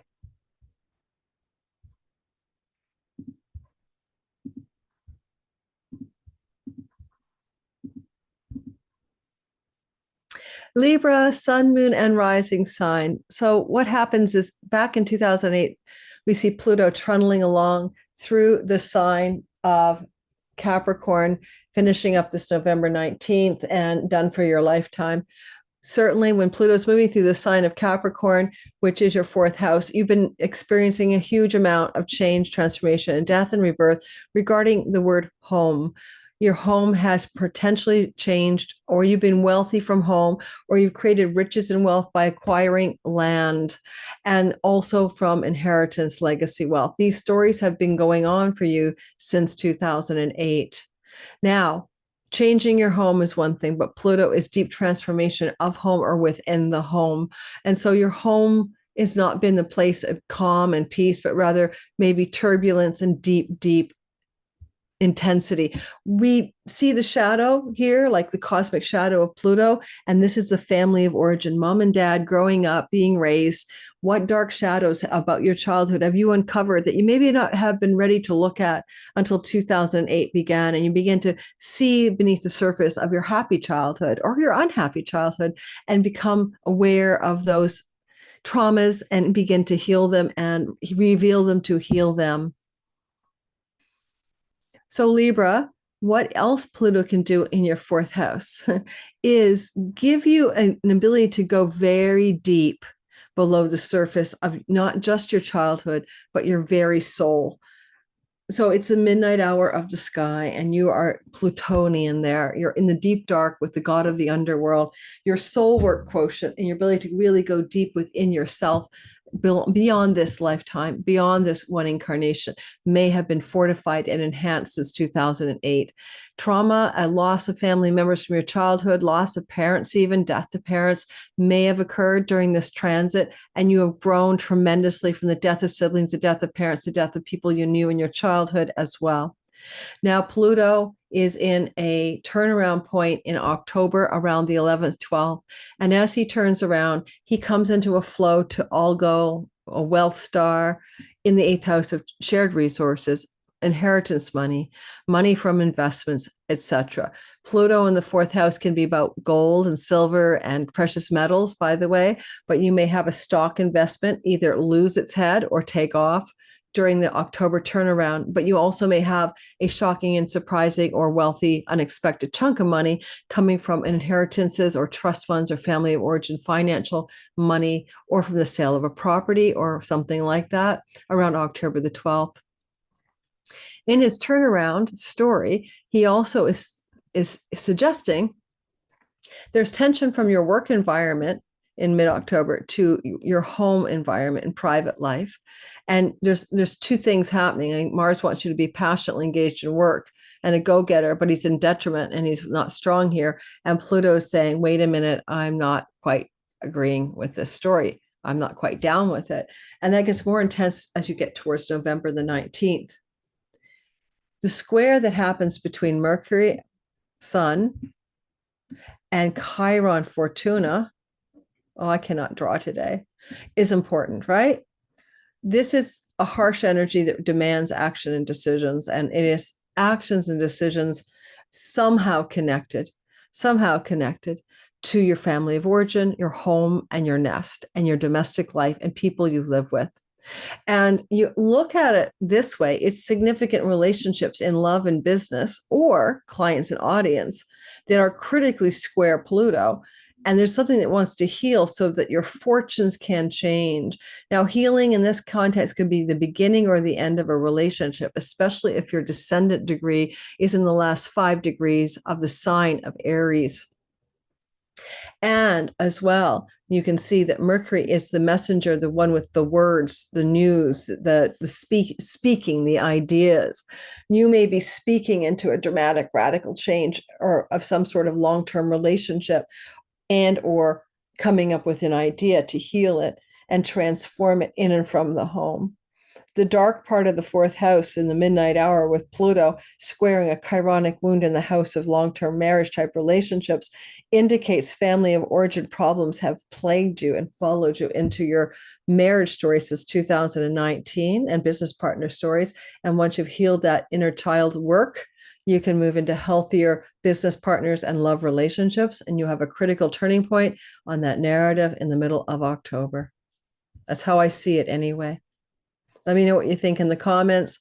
We'll be talking a lot more about all of the aspects in a later video that's going to dive into a lot more subtlety than I have time for here today, even though, for goodness sakes, I sure am taking a long time today. I'm definitely on my slow-mo.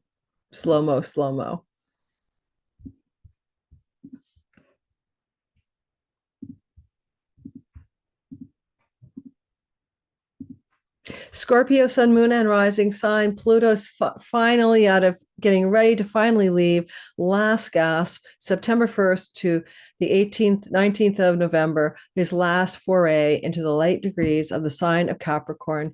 And you've been dealing with the Capricorn Pluto story, as I said, for every sign since back in 2008, all the way through till now.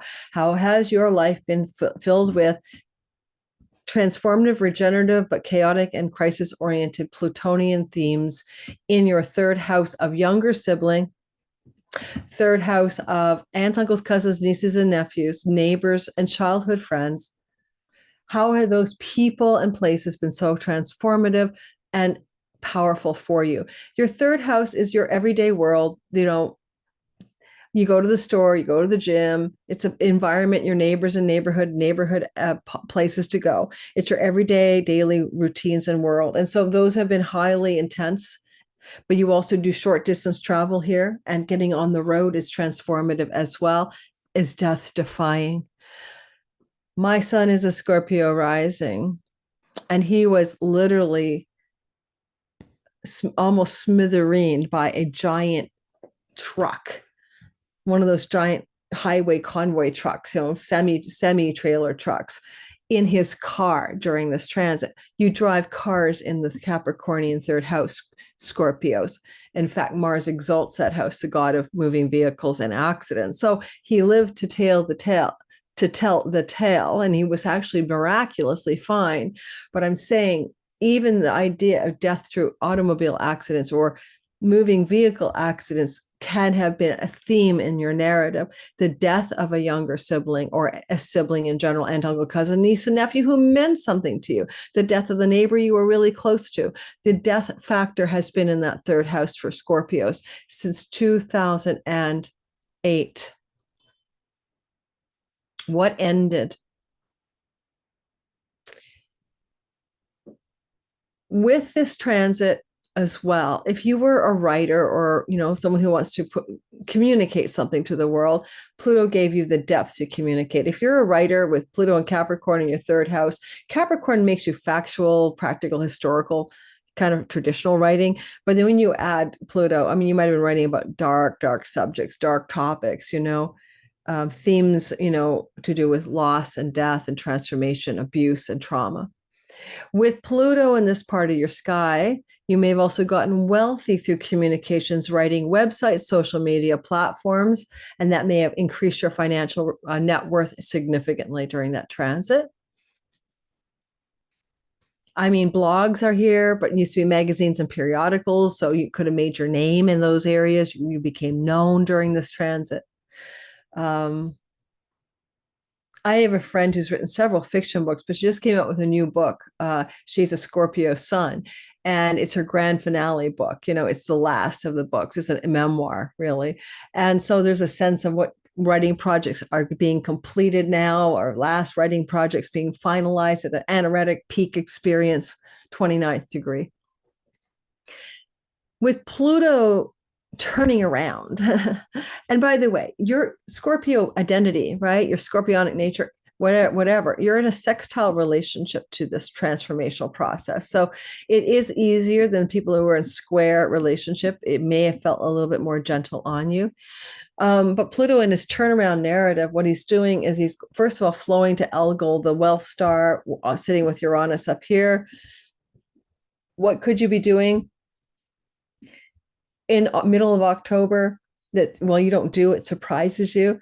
A surprising contract or business deal or relationship direction that is also connected to maybe some Medusa story or some wealth story. There's a Uranian surprise in the house of committed business, love, legal contracts, and business partnerships.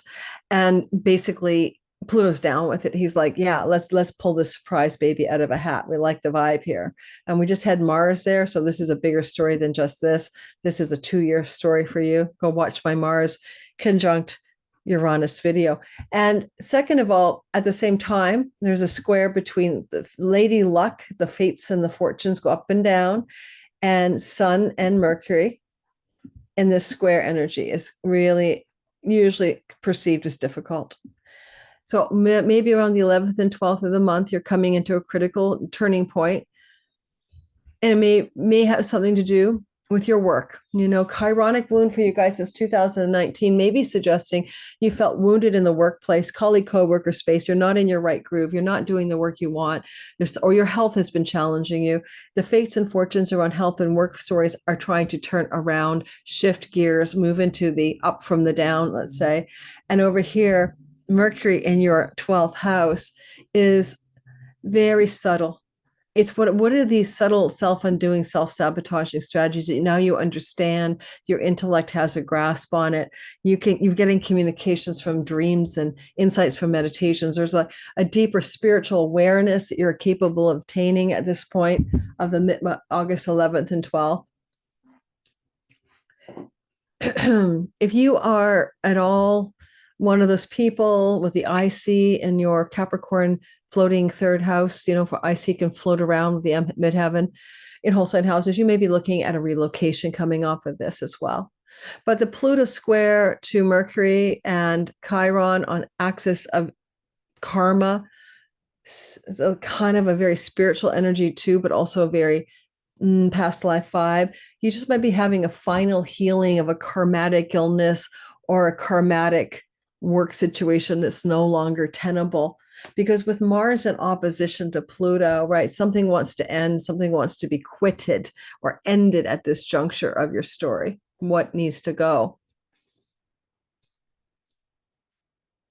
Because when Pluto enters into Leo, Mars enters into Leo around November the 5th, 6th or so, 4th, 5th, and opposes Pluto, who by November the 19th is moving into the 4th house.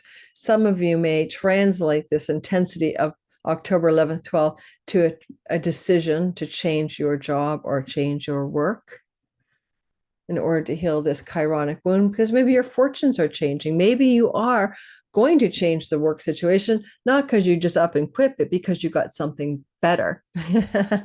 And I can see work changes coming and moves coming, perhaps, for some of you Scorpios.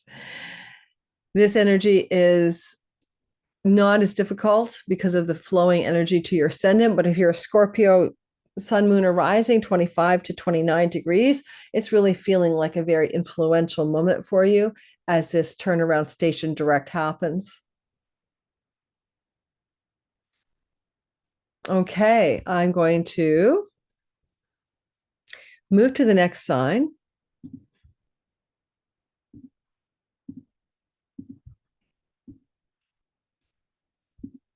Sagittarius. Sagittarius, sun, moon, and rising sign. Go for it, man.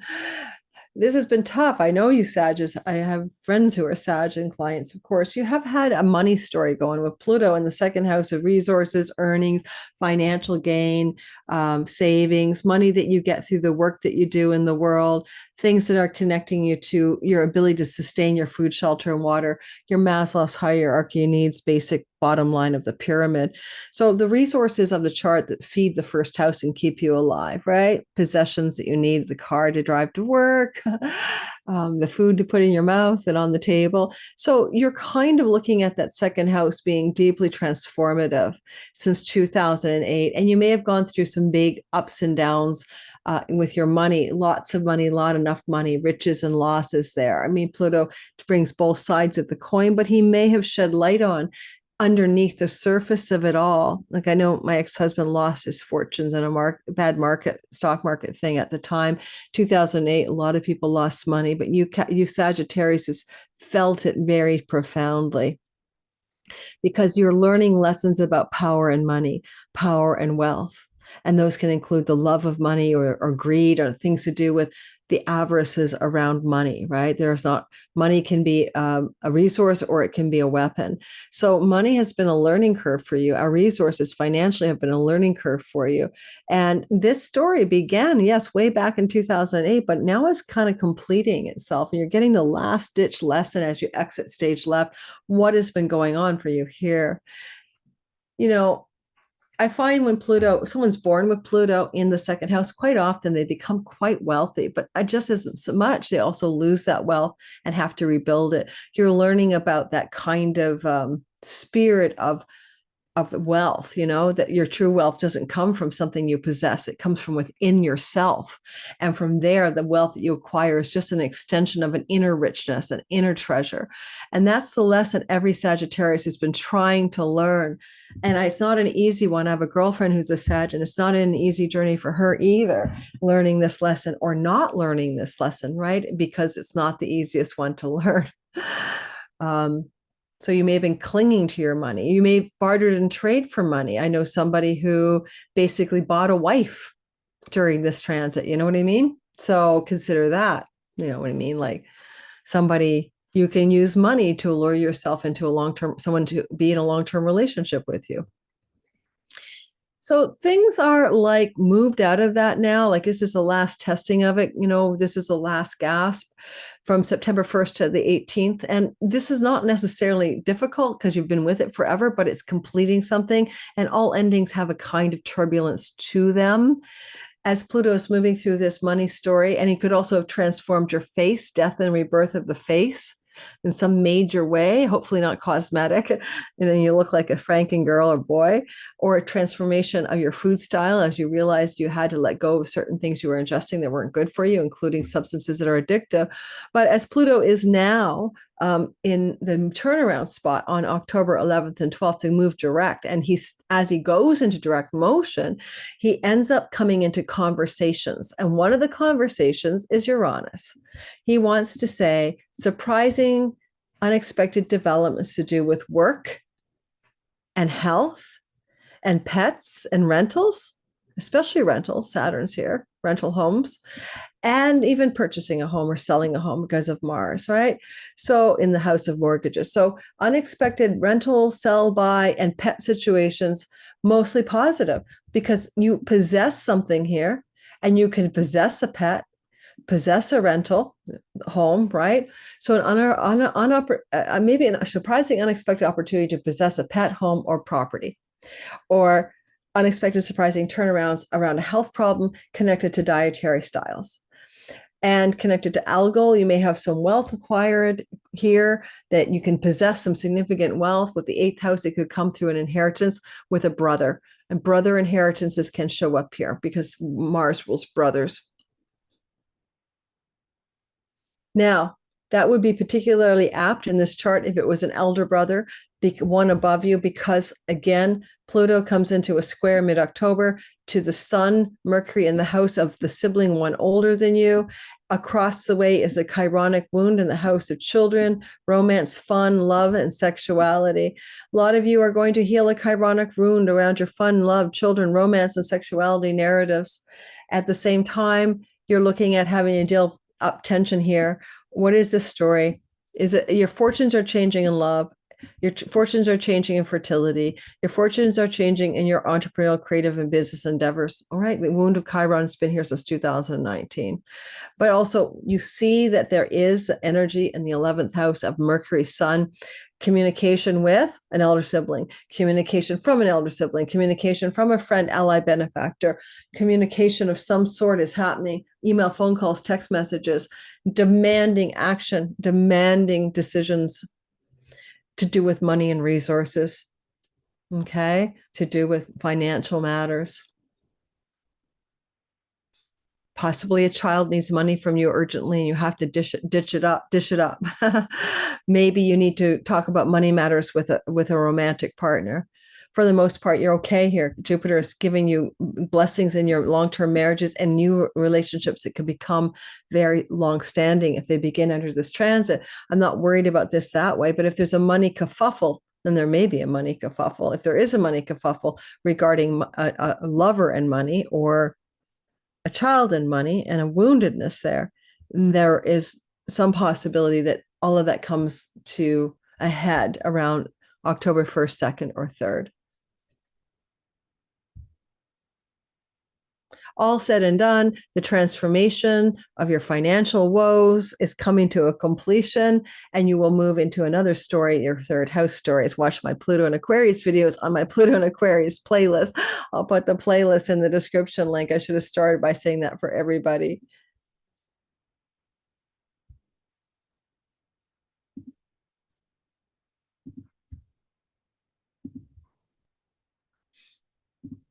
All right, we're moving along at a snail's pace today.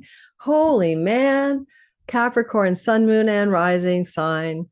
What happens is that you have been dealing since 2008 with the transiting Pluto through your first house.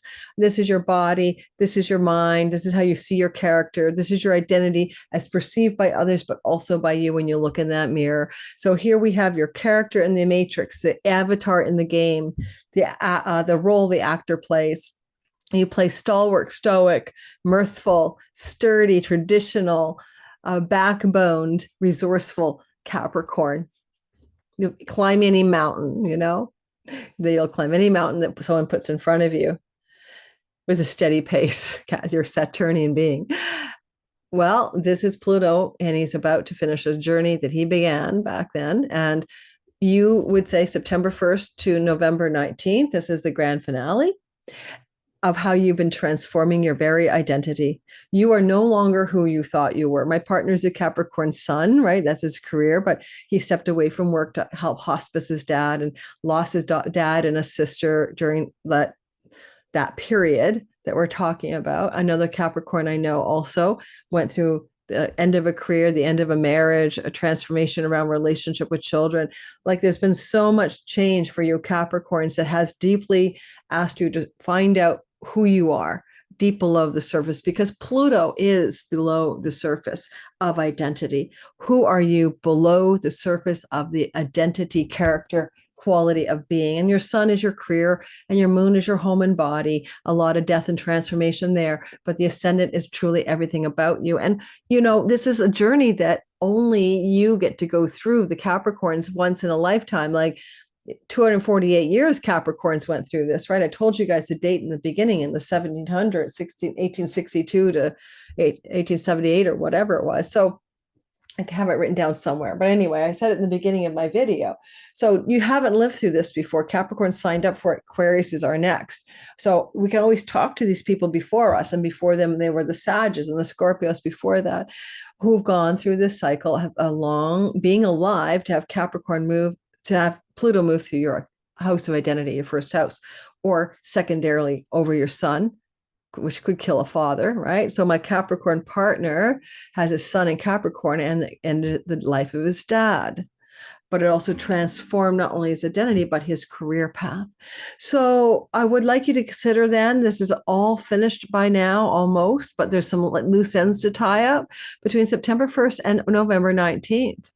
You're going back to go forward, and Pluto goes back until the 11th, 12th of October, and then starts to move forward. So you have to go back and look at what else you need to finish up here in your identity shifting transformation process.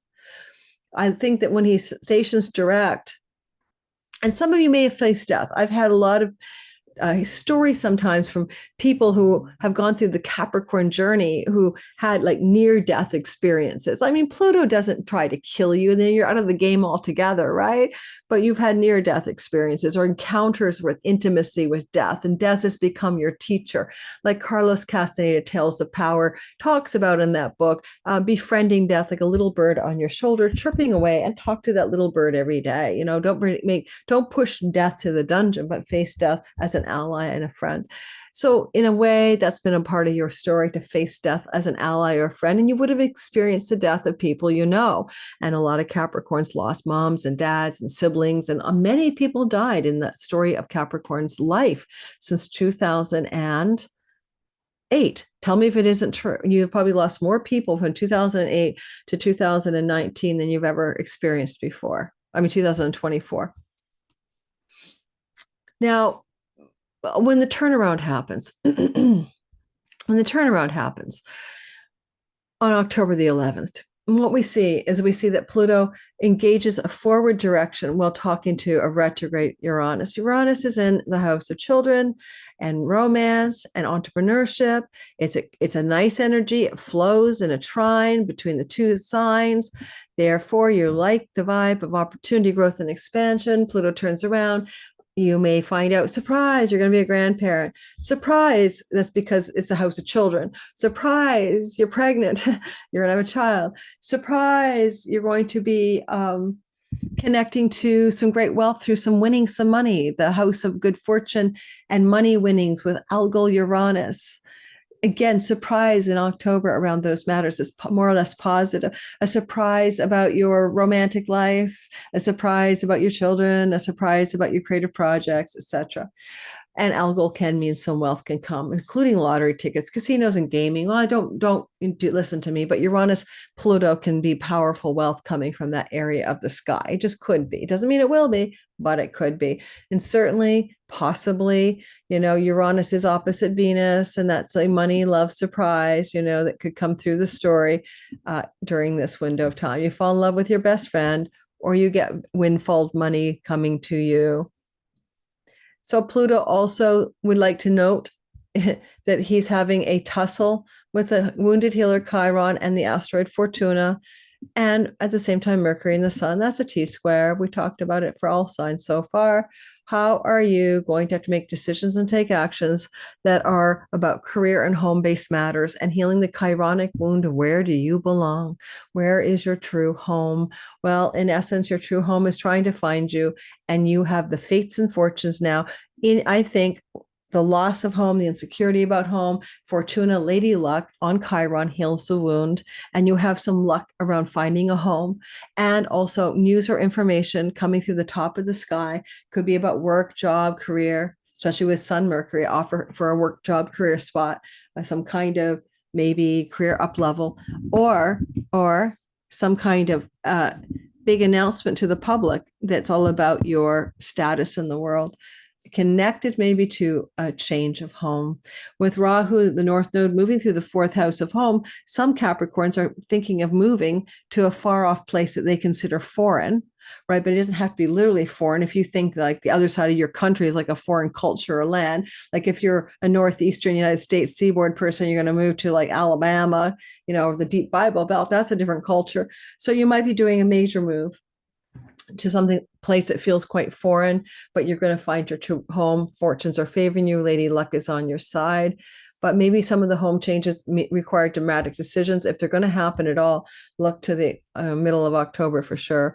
And the opposition of Mars eventually in Pluto as you approach the last few days. Like, I think you might be looking at some stories here too of moving because of, if you are a Capricorn rising, Sun and Moon less so, with Mars crossing through here, eventually here, when we get closer to about October the 28th, around Halloween, really watch out for a blowout in a long-term committed love, marriage-like relationship. Just be careful. Pluto is opposite Mars in the house of marriage. And so it's almost like everything's up for grabs, right? You're angular because you're a part of it. Home, career, job, relationship stories are, the changes are happening here. And the Lady Luck and the fortunes are spinning your wheel of fortune so that you may change your home, may change your work, may get a job opportunity, may have an end or break or separation with intensity from some significant love partner in your life, if you have one already. More so for Cap rising, secondarily Cap Sun and Moon.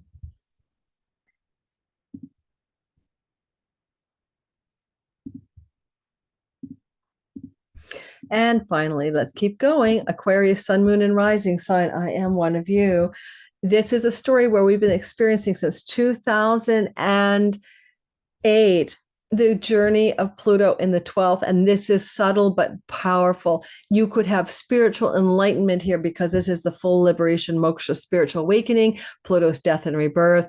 I had all these awakenings. I'm not kidding you because I'm an Aquarius rising. I am one of you. 2011, the Awakened Dreamer blog. 2018, I call it the Unicorn Enlightenment. My charcoal brain enlightenment from COVID that just happened when I was in Portugal. Spain, oh my God, each one of these have, I don't mean I'm woke, like I'm woke to like, the evil forces, the evil cabals, the elites and the reptiles. No, I mean awakening. I mean like understanding I'm not just this body mind complex, understanding that I'm everything, knowing that the inner stillness and peace is what I am, understanding the causeless joy, all of that stuff, knowing it, living it, being steeped in it, it's happened. So I'm going to give you a heads up. It's the end of the story, right? It's coming to a close. How's it been? Have you enjoyed the ride? Have you resisted the ride? What last little tidbits is Pluto going back to pick up? Now, it can be also generating wealth and riches through foreign places, foreign shores, foreign lands, foreign companies, and foreign business transactions. Well, I work online, and some Aquarians do, or some you might work for an international company, or you might somehow get money from doing things you're doing in another country than your birthplace. And so far off foreign shores and land wealth acquired is a story here. So I can say, because I have digital borderless income and revenue since 2017, I began making money online. That's been wealthing me up. In fact, I needed to wealth up because I had no money left by the time I got to 2018. I had to rebuild my riches from losses I had sustained. Now, when Pluto goes to your 12th house, it's a house where you do have self-undoing, self-sabotaging patterns, habits, behaviors, and addictions. So is there any chance that you've been dealing with those question marks? Am I drinking too much wine? That's mine. Am I smoking too much weed? Where do I need to really look more closely at my habits and patterns that may be my own worst enemy? And also maybe past life karmic storylines. I've had some really deep past life regressions during this transit that transform my sense of self with amazing past life regression man, quantum healing hypnosis guy. Email me with the header QHHT if you want to know my guy, because he blows me away and he can help you heal all kinds of things through hypnosis. Just go QHHT ? And I'll put you on to him. It's just all private. He's word of mouth. He's just really good. Lives in Tulsa, Oklahoma. And I've sent my clients to him over the years as well, just as a friend, not as a commission or anything. Also, what else can I tell you? I would say with Pluto finishing up here, going back here, finishing up some undone stories. By the way, transformation through foreign shore trips, sanctuaries, retreats, and travel, right?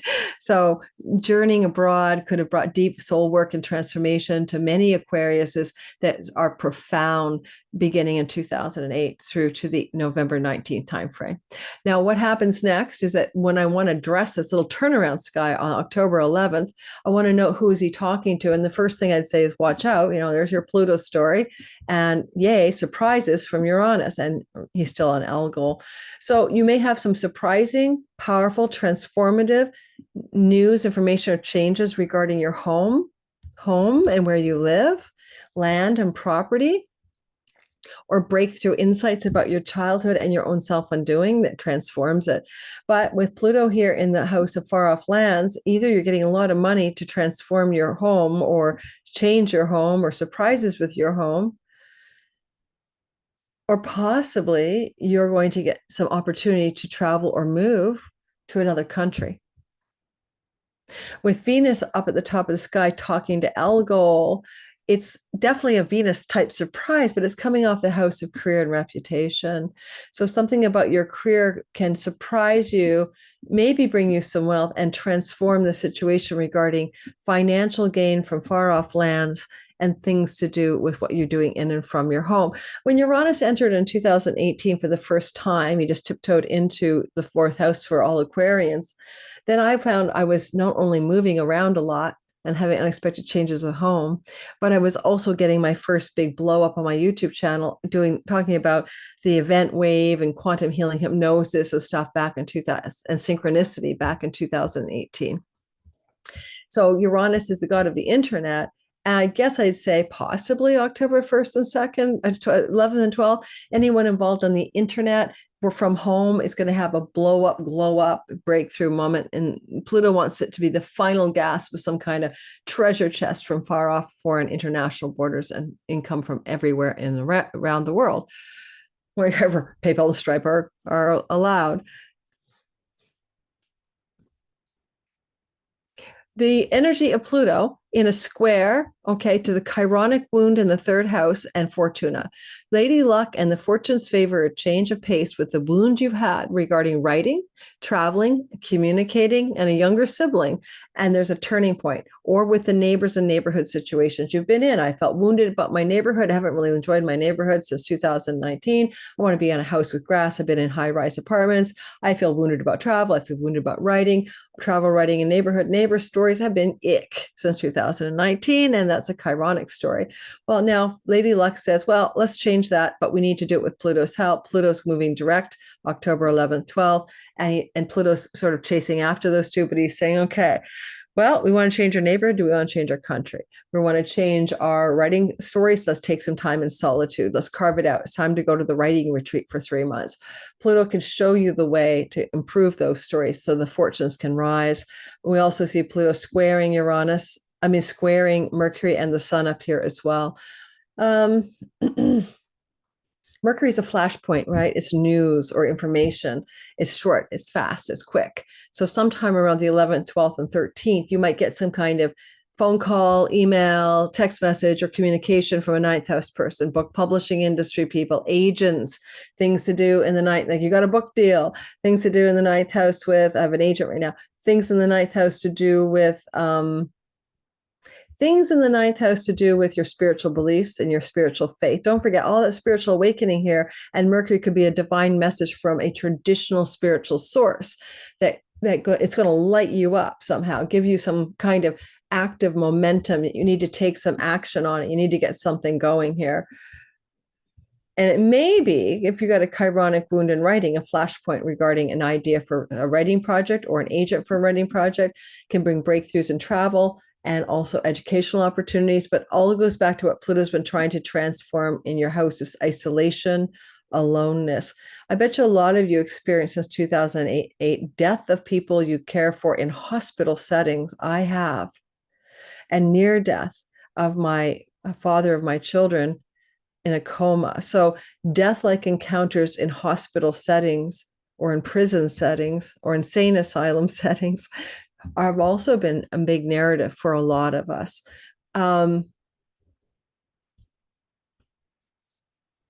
Well, I mean, if I had to repeat the story, you could have a younger sibling in a hospital setting. Doesn't mean they're passing away, but that's October 1st, 2nd, and 3rd, no, 11th, 12th, and 13th.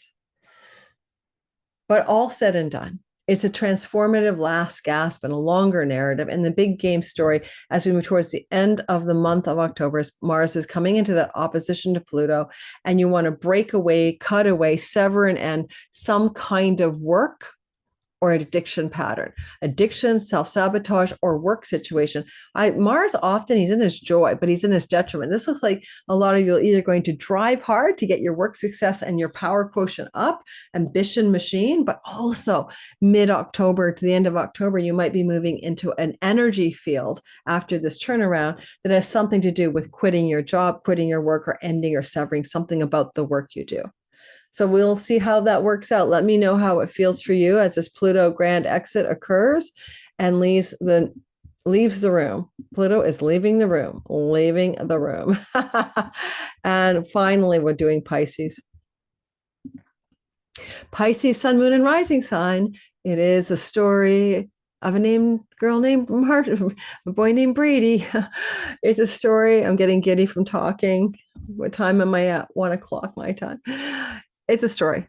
It has the story of transformation. It's Pluto moving through your house of friends, allies, and benefactors ever since 2008, ending November 19th this year, resetting up September 1st to November 8th, 19th, the last finale of Pluto in your 11th house. Well, I mean, friends, an elder sibling, loss of an elder sibling, but is a flow to the house of the elder sibling.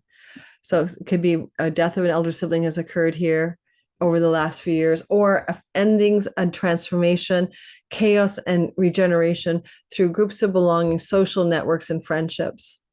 Friendship circles may have been decimated. Your ending of your longer groups of belonging have been catalytic and transforming you, but certainly just the death of friends in your social environment as well.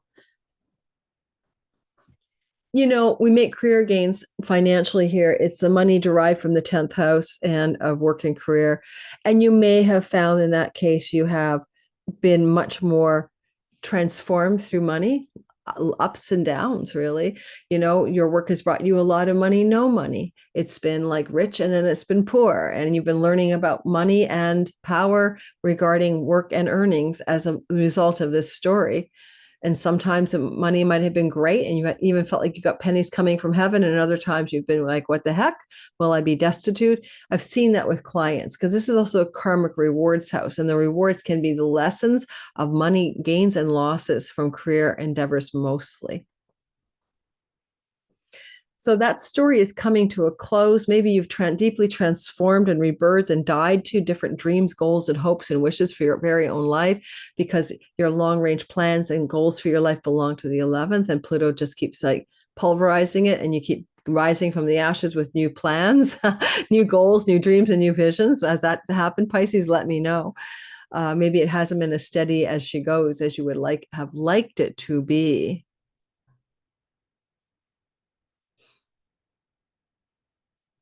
Now, as the turnaround point is emerging, right? And we're getting into that shifting of gears in the middle of, August 11th and 12th to be precise, the turnaround of Pluto direct. When Pluto turns around, he starts flowing to Uranus and Algol. And that's been a very hot spot from the Mars-Uranus conjunction, right? So this energy, Pluto, Algol activation can bring some surprise. This is outer planets, this transformational energy, but it just got activated by a personal planet, Mars, on July 15th. And so it's been seeded with more personal content. I wonder if there isn't going to be some kind of surprising breakthrough energy shuffling through the sky regarding travel, siblings, aunts, uncles, cousins, nieces, and nephews, and the keyword windfalls, pennies from heaven, or wealth. You might note as well that Pluto is in a opposition to Mars. And you're also going to note that Mars increases the intensity as you move towards the end of October. And this is like some kind of ambition machine, but it's also can be a explosive force of energy happening in your 5th house of children and sexuality and romance. I could see an unexpected trip coming up for some of you around October 11th and 12th to do with a child or to do with an extended family member. Aunts, uncles, cousins, nieces, nephews, siblings, but maybe children, because Mars is in the house of children. And Mars is also in the house of your creative, entrepreneurial, and romantic partnerships, businesses and entrepreneurial businesses and partnerships with romantic lovers, not marriages. This is like your sex life, really, or your more just romantic engagement. Mars, we'll leave Mars for a minute. Let's go back to Pluto. Pluto will come into this square. Well, first of all, a sextile to Venus. We'll do more of this in a longer video. So some good things are happening to do with travel. Unexpected travel is indicated for many of you. Transformational, unexpected travel opportunities or educational opportunities showing up in the sky October the 11th and 12th. But also you can see that you have the energy here of a square to the Chironic wound in the house of money, savings, resources, and earnings. And Lady Luck, the fortunes are turning around. If your fortunes have been down in the Chironic wound, and I bet you they have, they're going to go, I think, up as a result of this energy. And Pluto squaring it is just making it happen. It's bringing the action decisions needed to get that financial fortune turnaround story going on the 11th and 12th. And yet we see the square as well from Pluto to Mercury in the house of shared resources with a partner. Now with Jupiter here, this can bring you money from your domestic partnership in love, or money from a sale of a property, or money from a family member from your family of origin when you grow up. So there is this energy that seems to be the possibility of inheritance or money from a sale of a property or money from your significant other, because Mercury rules your marriage house, coming into your story around the 11th and 12th, but under tension, under a lot of kind of force your hand energy where you've got to get something done now. You've got to address the situation. Yes. And be strong enough to go for it and address it right away.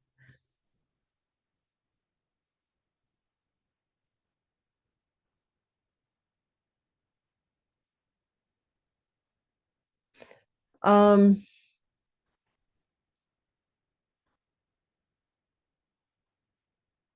I mean, you may even have conflict regarding shared monies with your significant other and how to use them regarding matters to do with your children or the children. So keep that in mind too.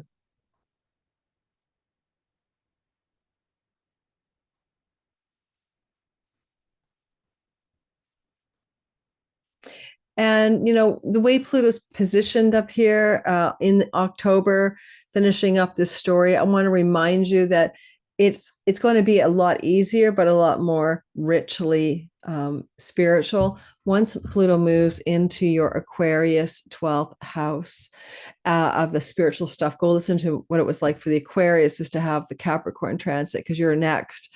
So, Pluto's been transforming in a place that's very visible. The whole world can see your transformation, right? In the 11th house. And so it may not have been the easiest one, where Pluto moving into your house of isolation and aloneness is going to do the transformations in a more subtle and hidden way from the eyeballs of the world. You're not on stage with your transformation anymore. You can duck out and hide a bit from being watched as you morph into a butterfly or a moth. Mm-hmm. If there's any chance to get legacy money, Pluto will take it, because he's the god of the underworld and the wealth, and he is connected to the inheritance 8th house. And, you see Jupiter also supporting that part of the sky. But I wonder where the Mars fight comes from, because when Mars gets closer to the very end of October, it looks like you have to go to battle, or someone's battling you regarding resources financially.